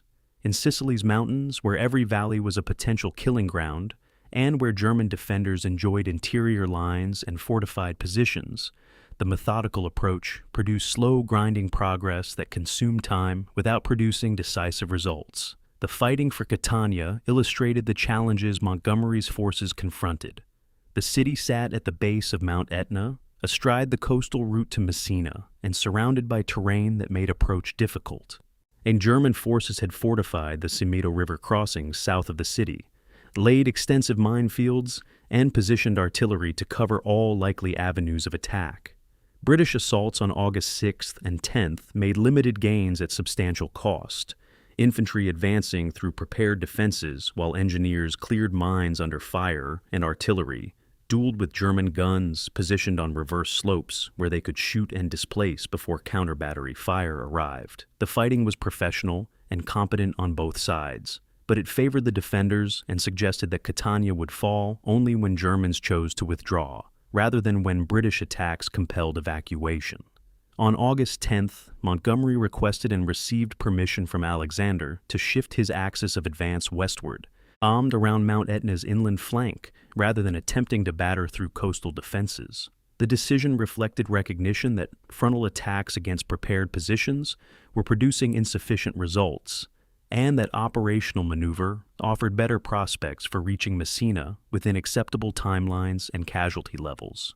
The Canadian 1st Division was assigned the mission of advancing through the mountain towns of Adrano and Regalbuto, a route that would take them around Etna's western slopes and eventually northward toward the Messina approaches. The shift made operational sense, but also meant abandoning the direct coastal route and accepting that American forces advancing along the northern shore might reach Messina first. The Canadian division's advance through the interior mountain towns demonstrated both the tactical proficiency of Commonwealth forces and the limitations imposed by terrain and determined defense. The battle for Regal Buto, fought during the week of August 8th through 15th, typified the campaign's character in this sector. German forces had fortified the town's approaches, positioning machine guns and mortars to cover all routes and mining roads to slow armor. Canadian infantry attacked with artillery support and close air coordination, employing the combined arms tactics that Allied forces had refined through experience. But each building had to be cleared, each street had to be swept for mines, each ridge outside town had to be secured before consolidation could occur. The town fell after 5 days of sustained fighting, and in Canadian casualties exceeding 400, German forces withdrawing before they could be surrounded. The victory was real, but exhausting, and it gained perhaps 10 miles toward objectives still 40 miles distant. Montgomery's reputation for caution was not unfounded, but it reflected deliberate calculation rather than timidity. He had commanded the 8th Army through North Africa's grinding campaign, and understood that preserving combat effectiveness mattered more than achieving rapid but costly advances. British forces in 1943 were not unlimited. Replacements took months to train and deploy, and units ground down by sustained casualties lost the cohesion and experience that made them effective. Montgomery's reluctance to accept high casualties for uncertain objectives represented strategic wisdom in the context of Britain's limited manpower, even if it frustrated those who wanted faster results. But that calculation was increasingly at odds with the competitive dynamics of coalition warfare, where American forces were demonstrating that aggressive action could produce dramatic gains against collapsing opposition. The intelligence available to Montgomery's headquarters provided clear indications that German forces were preparing to evacuate Sicily. Decrypted communications revealed planning for Operation Lergong, the ferry evacuation across the Messina Strait. Reconnaissance photographs showed increased activity at embarkation points and the assembly of craft for moving troops and equipment. The intelligence suggested that the window for trapping German forces on Sicily was closing, that speed mattered more than methodical preparation, and that aggressive pursuit might prevent the evacuation, or at least increase its costs. But intelligence was one factor among many in operational decisions, and Montgomery weighed it against terrain difficulties, supply limitations, casualties rates, and the British Army's institutional preference for avoiding hasty actions that might result in costly failures. The division commanders meeting on August 13th to assess progress and plan future operations provided Montgomery with sobering assessments. German defenses were showing no signs of collapse. Withdrawal was controlled and professional. And each position the Germans abandoned led to another position farther north that would require additional hard fighting to reduce. Weather was deteriorating as summer heat gave way to afternoon thunderstorms that turned unpaved roads into mud and reduced visibility for air support. Ammunition expenditure was exceeding planned rates, requiring additional logistics support that strained the supply system. The forecast was that Messina could be reached by August 20th to 25th if current pace continued, and if German resistance did not stiffen, but both conditions were uncertain. The assessment was professional and realistic, but it also implicitly conceded that American forces might reach Messina first, despite starting from more distant positions. Montgomery's after-action assessment of the Sicily campaign, written months later and eventually declassified, acknowledged problems that he had been unwilling to address publicly during operations.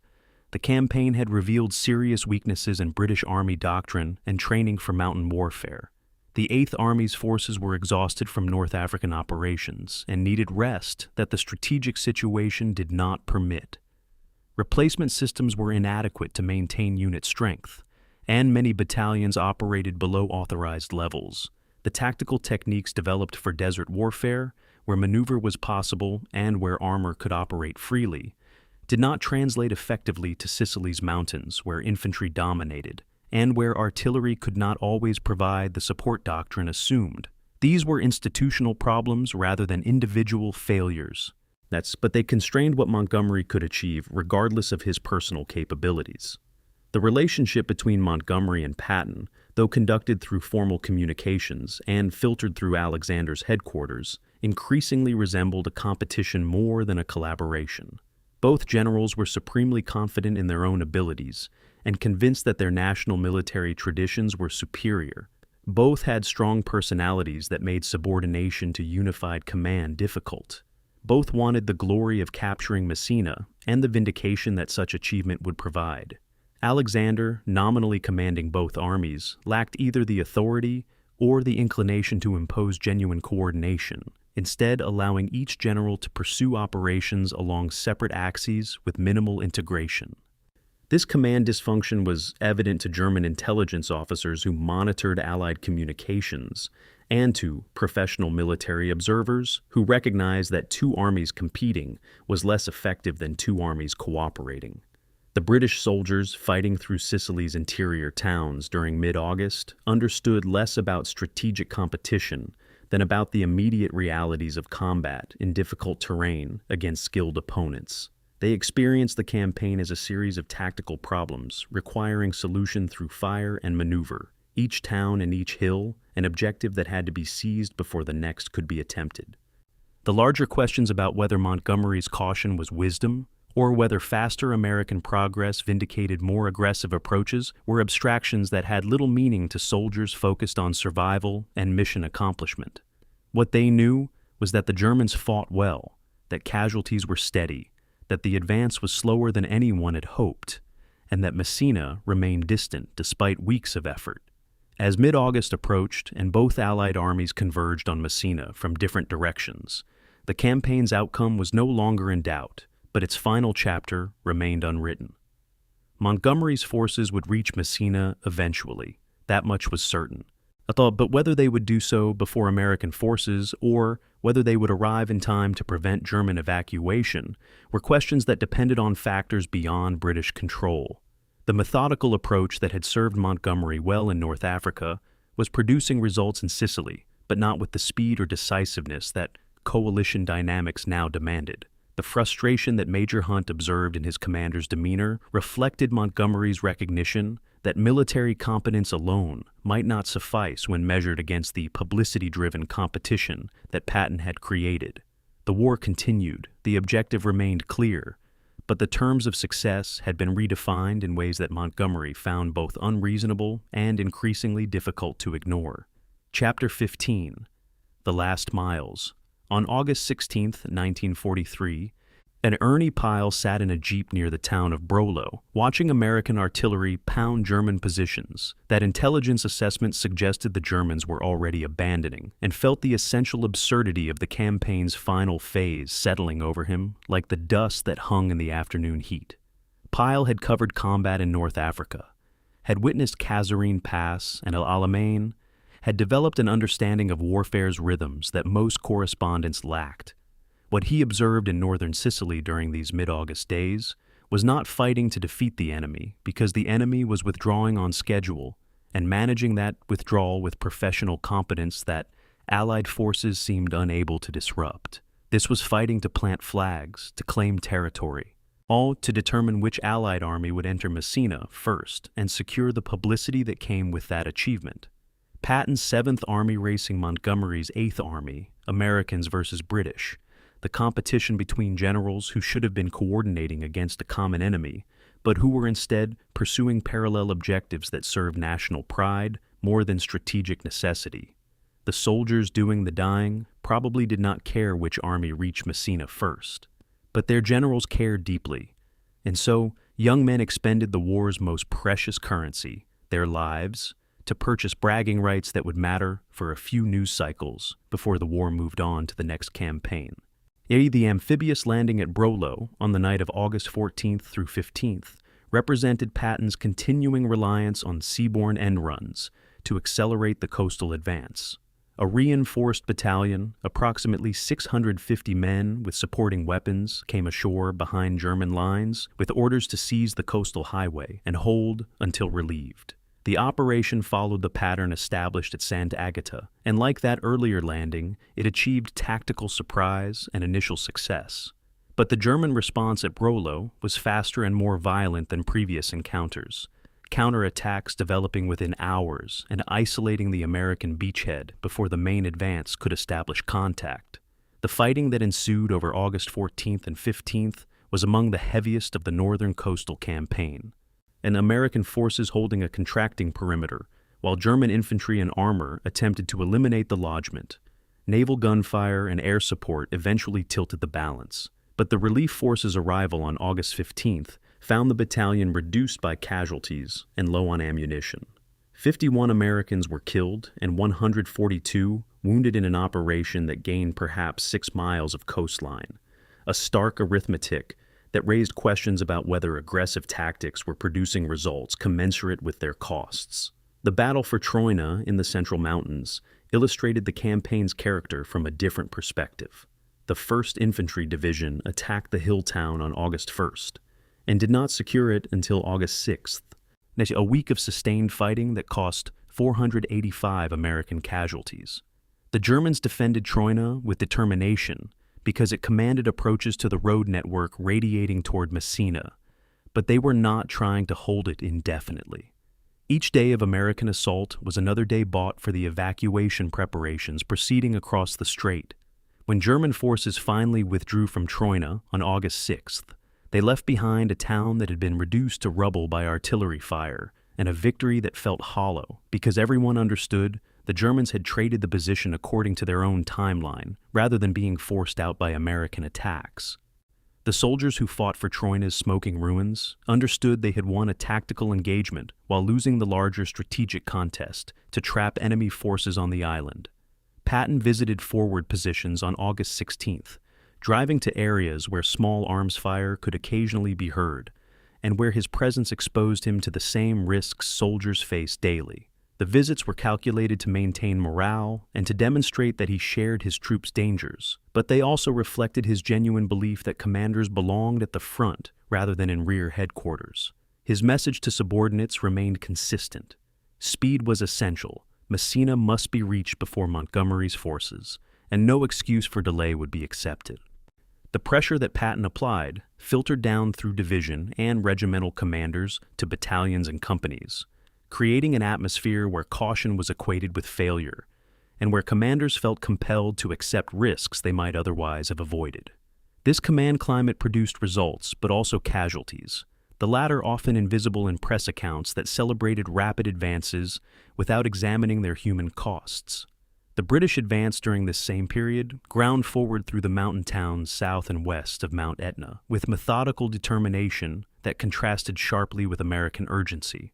Canadian forces secured Adrano on August 7th and pushed toward the northern coast, their route converging with the American axis of advance. British units fought through Biancavilla and Bronte, in each town requiring days of combat to secure.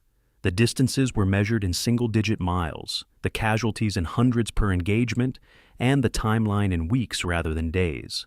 Montgomery's forces were advancing, fulfilling their operational mission, but they were not racing. The difference in tempo between British and American operations had become so pronounced that even soldiers recognized it, American troops noting that their British counterparts seemed to fight in a different war entirely, one where systematic preparation mattered more than competitive speed. Intelligence assessments by August 16th made clear what professional officers had suspected for days. German evacuation across the Messina Strait was underway and proceeding successfully. Reconnaissance aircraft photographed ferry traffic, not observed troops embarking at Messina's waterfront, and documented the movement of equipment and supplies to mainland Italy.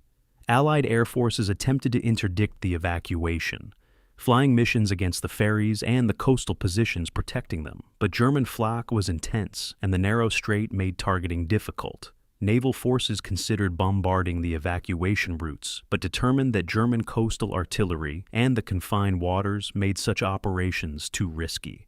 The uncomfortable truth emerging from these assessments was that German forces would escape Sicily largely intact, that the campaign to trap and destroy them had failed despite tactical successes, and that the race to Messina was racing toward a prize whose value had been fundamentally compromised. American reconnaissance patrols reached Messina's outskirts on the morning of August 17th, entering the city's suburbs at approximately 10:15 and finding them largely evacuated.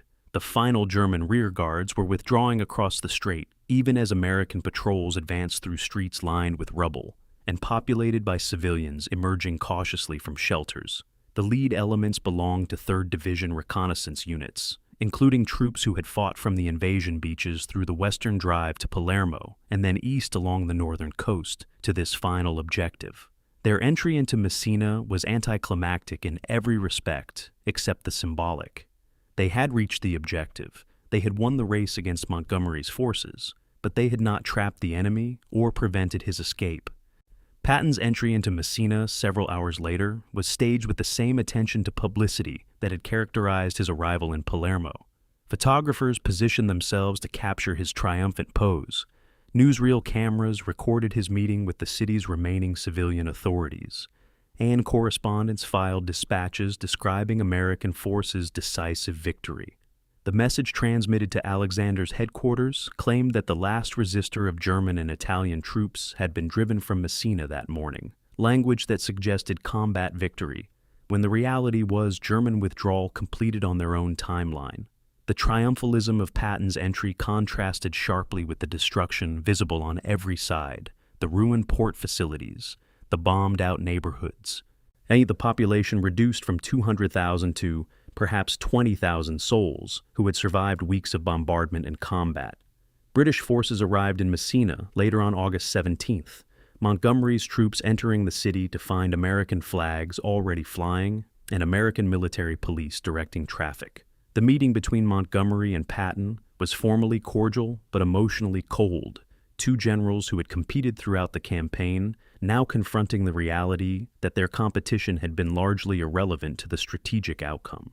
Neither mentioned that German forces had escaped. Neither acknowledged that the campaign's primary strategic objective, trapping Axis forces on Sicily, had not been achieved. The official photographs showed Allied generals meeting in conquered territory, unified in victory, but the reality was more complicated and more frustrating than public accounts would admit. The evacuation statistics, compiled from German records and Allied intelligence, told the story that press releases obscured. Operation Lehrgang had successfully ferried approximately 40,000 German troops, 10,000 vehicles, 47 tanks, and 94 artillery pieces to mainland Italy between August 11th and 17th. The evacuation was roughly 99% successful, with only minimal losses to Allied interdiction efforts. Italian forces remaining on Sicily, roughly 60,000 troops, largely surrendered or dispersed rather than attempting to cross the strait. The German army that had defended Sicily would now defend mainland Italy, its combat effectiveness largely preserved despite the island's loss. The Allied campaign had conquered Sicily, but had not destroyed the forces defending it, a strategic failure that would extend the Italian campaign and increase casualties in battles yet to come. Ernie Pyle, filing his final dispatches from Sicily, attempted to capture the campaign's contradictions for readers back home. American forces had fought well, he wrote, demonstrating courage and capability against determined opposition. The victory was real in territorial terms. Sicily was now Allied territory and would serve as a base for future operations. But he also hinted at questions that official accounts did not address. Why the Germans had escaped when intelligence had predicted their evacuation weeks earlier. Why Allied air and naval superiority had not prevented ferry operations across a strait only 2 miles wide at its narrowest point. Why American and British forces had advanced along separate axes rather than coordinating to trap the enemy. These questions would trouble military professionals for decades, though public celebration of Sicily's conquest would initially drown them out.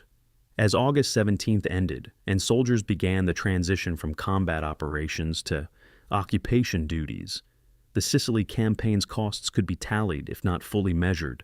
American forces had suffered 2,237 killed, 6,544 wounded, and 598 missing, totaling more than 9,300 casualties across 38 days of fighting. British and Commonwealth forces had lost 2,721 killed and more than 10,000 wounded.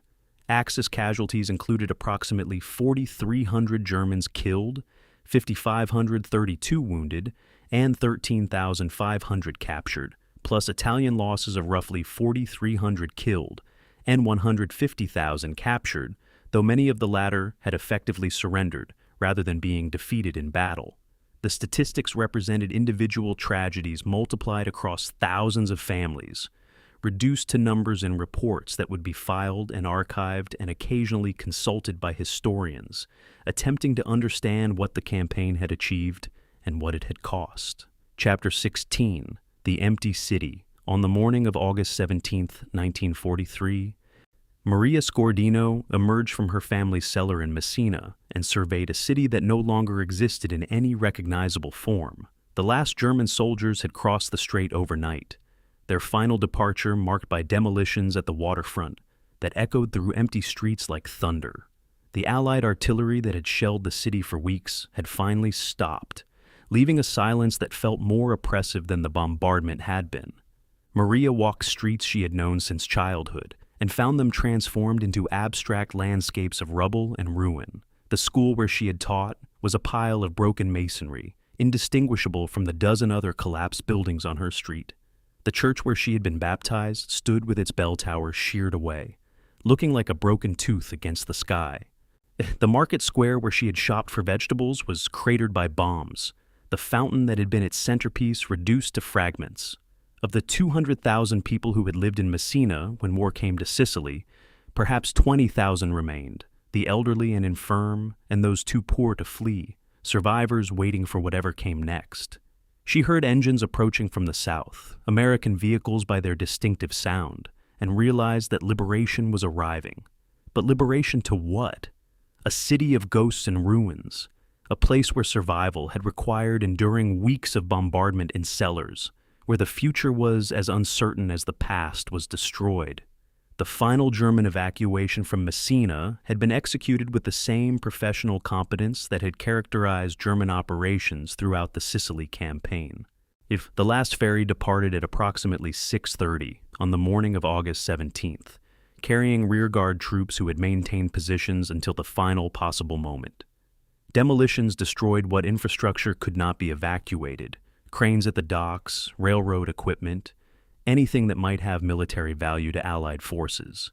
The evacuation had achieved its objectives completely, moving 40,000 German troops and massive quantities of equipment to Calabria, where they would form the backbone of mainland Italy's defense. Post-war analysis would reveal that Allied forces had known about the evacuation for days, but had been unable to prevent it. A failure of operational execution rather than intelligence that would trouble Allied commanders when they had time to reflect on the campaign's outcome. Yet American reconnaissance patrols entering Messina found a city that bombing and demolitions had rendered almost uninhabitable. The port facilities that had been the campaign's supposed strategic prize were destroyed, unusable without months of reconstruction. The waterfront was littered with the wreckage of buildings, sunken vessels, and unexploded ordnance that made the area actively dangerous. Inland neighborhoods showed varying degrees of damage, some blocks relatively intact, while others were completely leveled by the bombing campaign that had intensified in August. Civilians emerged from cellars slowly, warily, uncertain whether the soldiers arriving were liberators or just another occupying force, whether the war's end meant safety or simply new forms of danger. Patton's entry into Messina at midday on August 17th was everything his staff had prepared for, and everything that combat soldiers found slightly absurd. He arrived at the head of a column that included tanks, trucks, and supporting vehicles, all arranged for maximum visual impact. He met with the city's mayor and accepted formal surrender of a city that had effectively surrendered itself days earlier when the last Germans departed. Photographers captured his image against backdrops of ruins, creating photographs that would appear in newspapers alongside headlines proclaiming American victory. The message sent to Alexander's headquarters announced that all resistance had been driven from Messina, language that suggested decisive combat, when the reality was occupation of abandoned territory. The gap between the theatrical narrative Patton was constructing and the operational reality everyone else observed had become a defining characteristic of his command style. performance substituting for substance in ways that made excellent publicity while obscuring harder truths. Montgomery's forces arrived in Messina several hours after the Americans, British units entering to find the city already occupied, and American military police directing traffic at key intersections. The meeting between Montgomery and Patton was recorded by photographers and described in press accounts as a friendly encounter between Allied commanders. But witnesses noted the tension beneath the surface courtesies. Montgomery offered formal congratulations on 7th Army's arrival. Patton reciprocated with similar pleasantries. And neither general mentioned that the campaign's strategic objective had been decisively lost while they competed over who would claim Messina first. The photograph of the two generals shaking hands in conquered territory became iconic, but it captured a moment that was more complicated than the image suggested. A coalition victory that neither commander found entirely satisfying. The civilian experience of Messina's liberation, represented by Maria Scordino and thousands like her, bore little resemblance to the triumphalist narratives appearing in Allied press coverage. American civil affairs officers arriving in the city confronted humanitarian problems that exceeded their capacity to address. Thousands of people without adequate food or clean water, medical facilities destroyed or overwhelmed, sanitation systems wrecked by bombing, all unexploded ordnance creating dangers in areas where civilians needed to move and work. The civil affairs teams did what they could, establishing feeding centers and aid stations and attempting to restore basic services. But the scale of destruction meant that meaningful recovery would require months or years rather than days or weeks.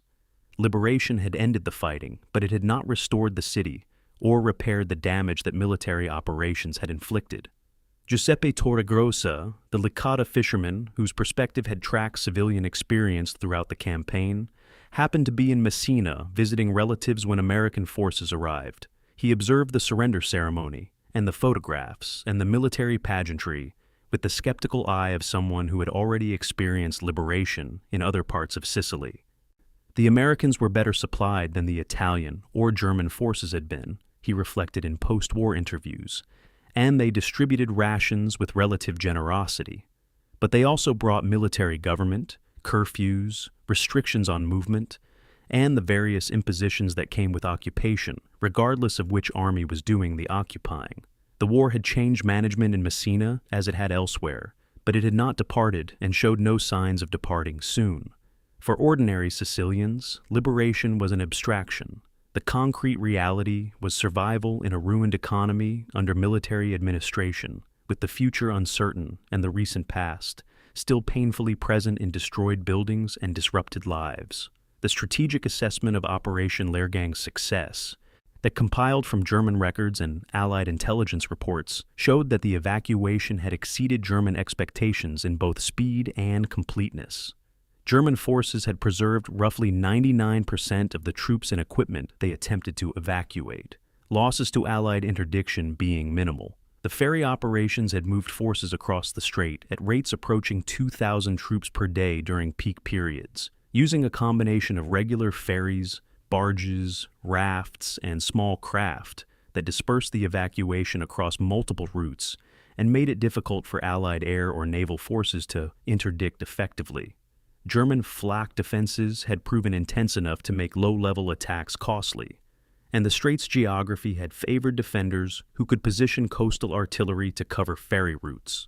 The operational competence demonstrated in the evacuation would have implications for Allied planning of future amphibious operations, where preventing enemy withdrawal rather than merely occupying territory would need to become a higher priority. The casualties from the Sicily campaign's final phase added to totals that were already sobering. From August 10th through 17th, American forces suffered approximately 850 additional casualties. British and Canadian forces approximately 650. These losses, incurred during the race to Messina and the final operations to reach the strait, were strategically unnecessary in the sense that German withdrawal was already occurring and could not be prevented by the forces actually deployed. The soldiers who died or were wounded in the campaign's final week had no control over the strategic decisions that placed them in combat. no voice in the competitive dynamics between generals that drove operational tempo, and no ability to affect outcomes that were largely determined by factors beyond tactical engagement. Their sacrifice was real, but its necessity was questionable in ways that would trouble historians who later examined the campaign's concluding phase.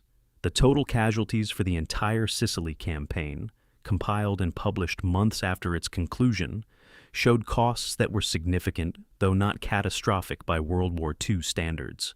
Allied forces had suffered approximately 22,000 casualties killed, wounded, and missing. Axis forces had lost approximately 29,000 killed, wounded, or captured, though the Italian figures were complicated by large numbers who effectively surrendered rather than fighting. The campaign had achieved its territorial objective. Sicily was conquered, and Italy's position in the war was now untenable. But the campaign had not achieved its operational objective of destroying German forces on the island, and the German army would now defend mainland Italy with combat power that should have been eliminated in Sicily.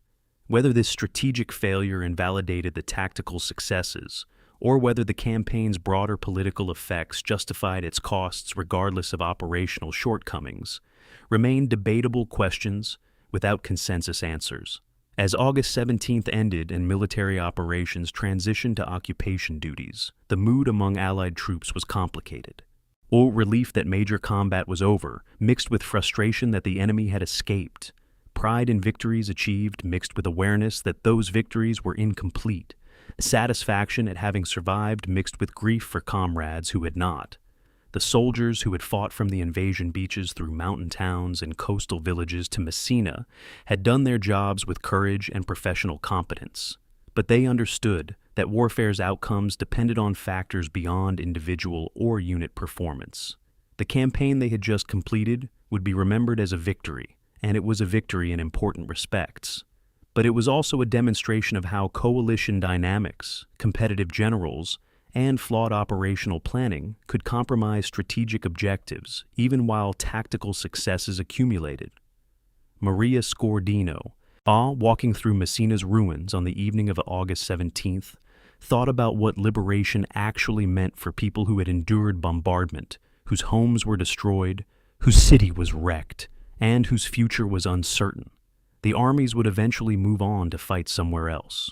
The generals would receive their medals and write their memoirs. The newspapers would move to other stories, but Messinese would remain in the ruins, attempting to rebuild lives from fragments, and the costs they had paid would persist long after the campaign that inflicted them was forgotten. This was the reality that official histories rarely captured, and that military accounts systematically overlooked, that warfare's consequences extended far beyond casualty statistics and territorial control. That civilians paid prices comparable to soldiers, and that liberation was often less a gift than a transition from one set of hardships to another. The Sicily campaign was over. For Messina's survivors, the harder work of living with its consequences was just beginning. Chapter 17. What it meant. In December 1948, 5 years after the Sicily campaign and 3 years after George Patton's death in a traffic accident in occupied Germany, Colonel Oscar Koch sat in his Pentagon office reviewing classified after-action reports he had written during the war. The Sicily section made him pause, as it always did when he revisited it, not because the analysis was wrong, but because its conclusions remained as ambiguous as they had been in 1943. How should history assess Patton's dash to Palermo and the broader campaign of which it was part? As military analysis, the question was genuinely difficult. The operation had demonstrated extraordinary logistical capability, had showcased American forces' ability to conduct rapid mobile warfare, and had achieved tactical objectives with minimal casualties. It had also diverted resources from strategically important sectors, had pointed American forces away from the campaign's decisive objective, and had served Patton's competitive instincts more effectively than it served Allied strategic goals. The operation was simultaneously impressive and questionable, successful and problematic, a case study in how tactical competence and operational audacity could coexist with strategic confusion. Koch read through his own contemporary intelligence estimates and found himself still uncertain about final judgment. Perhaps some military operations transcended simple assessment, existing in the complicated space between victory and waste, between genius and folly, where history's verdicts remained perpetually divided. The lessons from Sicily were applied immediately in planning subsequent operations, though not always consistently or effectively. The invasion of mainland Italy at Salerno in September 1943 employed amphibious tactics refined during the Sicily campaign, including the kind of seaborne end runs that Patton had favored on Sicily's northern coast.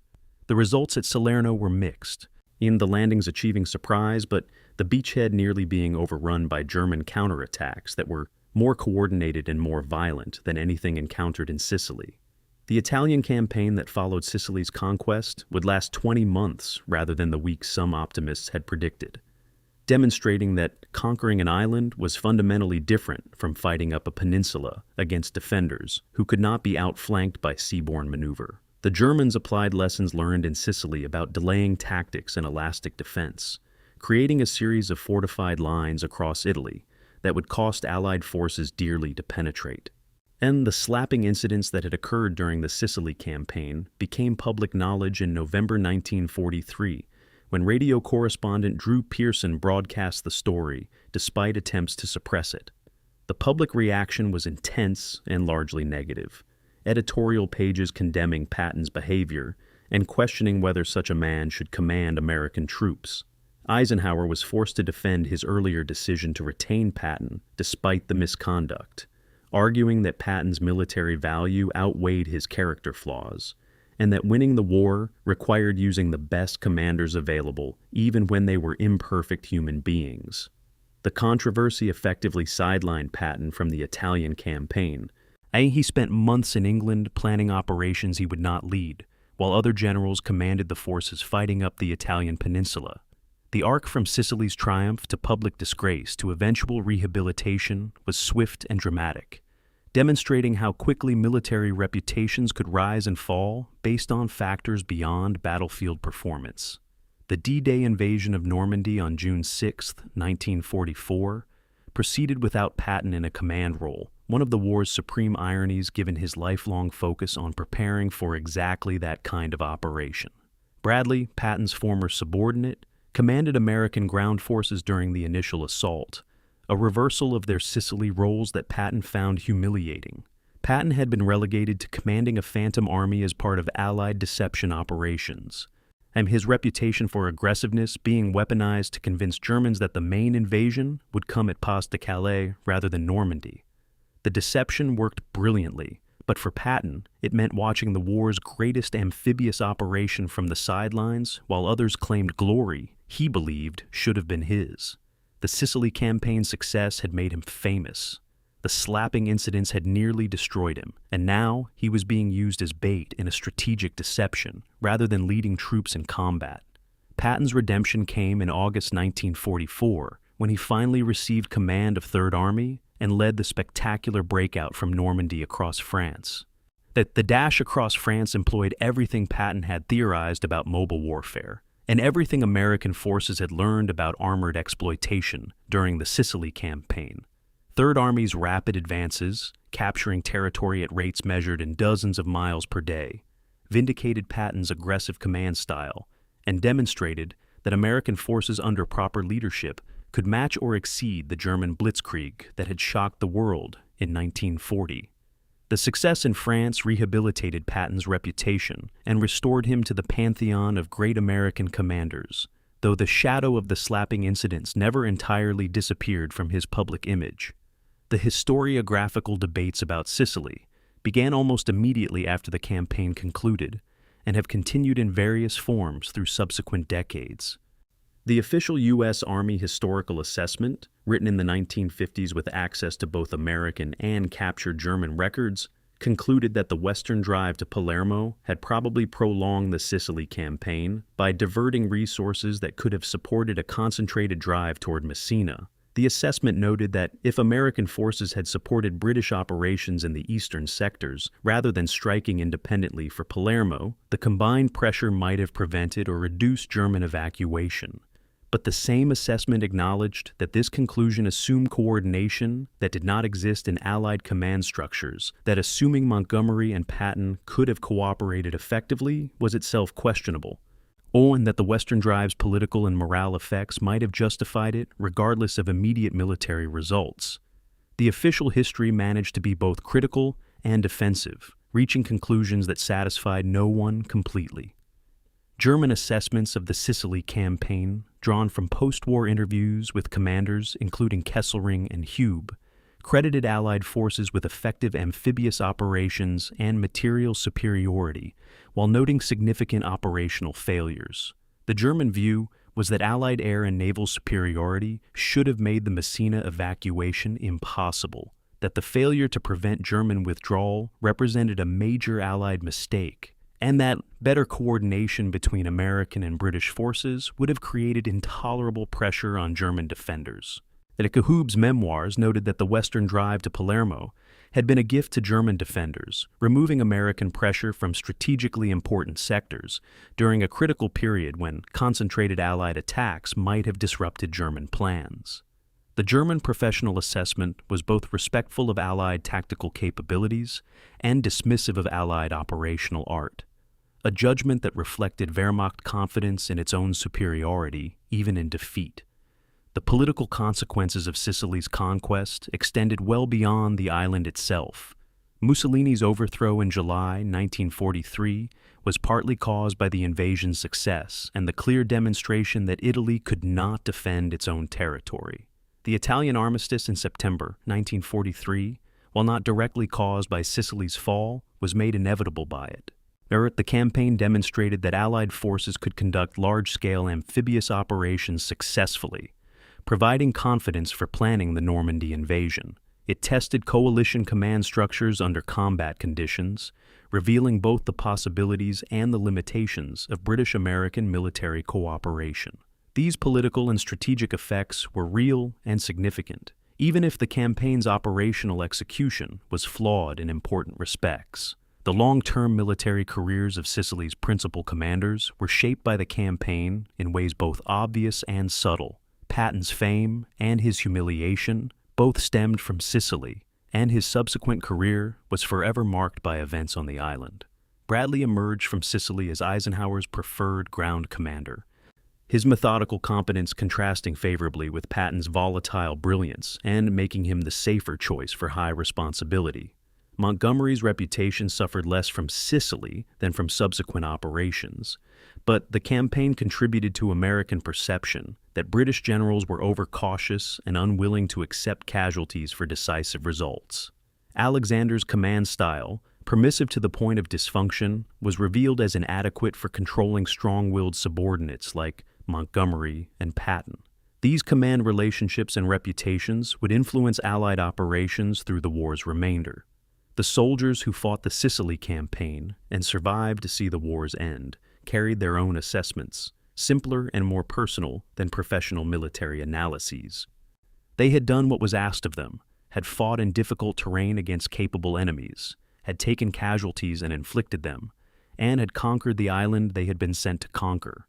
Whether their generals had commanded them wisely, whether the campaign's strategic objectives had been achieved, whether the costs were justified by the results, these were questions beyond soldiers' authority to answer. What they knew was that they had survived when others had not, that Sicily had been their introduction to sustained combat, or another chapter in a war that seemed endless, and that whatever came next would demand the same courage and endurance that Sicily had required. The civilian cost of the Sicily campaign, rarely central to military histories, represented the war's most enduring legacy for the island's population. Approximately 4,300 Sicilian civilians died during the campaign, the majority from Allied bombing, but substantial numbers from ground combat and its associated dangers. Perhaps 250,000 were displaced from their homes.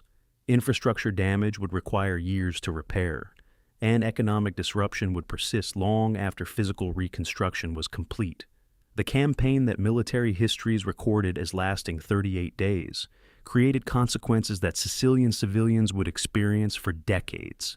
Liberation from fascism was real and meaningful, but it came at costs that those being liberated bore disproportionately. The final assessment that Koch drafted in his Pentagon office in 1948 attempted to synthesize these competing perspectives into coherent judgment. The Sicily campaign had been necessary to knock Italy out of the war and to provide a stepping stone for mainland operations. It had demonstrated Allied amphibious capability and had tested forces and commanders under combat conditions. It had achieved its territorial objectives and had contributed to broader strategic goals, but it had also revealed serious problems in coalition command, had shown that tactical success could coexist with operational confusion, and had demonstrated that publicity considerations could distort military decision-making in ways that compromised effectiveness. Patton's dash to Palermo embodied all these contradictions: tactically brilliant, operationally questionable, strategically ambiguous, and ultimately impossible to assess without acknowledging complexity that simple verdicts could not capture. Koch's conclusion, which he wrote into the report but which was classified and would not be publicly available for decades, was that military operations existed in the messy realm where human ambitions, strategic necessities, tactical realities, and moral considerations intersected in ways that defied simple assessment. The Sicily campaign was neither pure triumph nor complete failure, but something more complicated and more human, an operation that revealed the difficulties of coalition warfare, the costs of competitive command, and the gap that could open between military success and strategic achievement. This assessment satisfied no one seeking clear answers, but Koch believed it was closer to truth than the triumphalist accounts appearing in popular histories or the purely critical judgments offered by some military professionals. The Sicily campaign, like most military operations, existed in the complicated space between what was planned and what was achieved, between what was hoped for and what was possible, between the clean narratives that histories preferred and the messy realities that participants experienced. As Koch filed the report and returned to present duties, he reflected that Patton had been dead for 3 years, killed in an accident so prosaic it seemed unfitting for a man who had craved death in battle. Montgomery was retired and writing memoirs that would emphasize his own brilliance while criticizing everyone else. The soldiers who had fought in Sicily were returning to civilian lives or were serving in occupation duties in Germany and Japan. The campaign was becoming history rather than memory, subject to analysis rather than experience. And perhaps that was appropriate, Koch thought. Distance allowed perspective that immediate involvement could not provide. The question of what Patton's dash to Palermo had meant, what the Sicily campaign had achieved, what lessons should be drawn from successes and failures. These questions would be debated by military professionals and historians for generations. The answers, if there were clear answers, would emerge from that ongoing conversation rather than from any single assessment written in the war's immediate aftermath. Some operations transcended easy judgment, existing in perpetual tension between competing interpretations, and Sicily was clearly among them. The campaign was over. The debate about its meaning had only begun.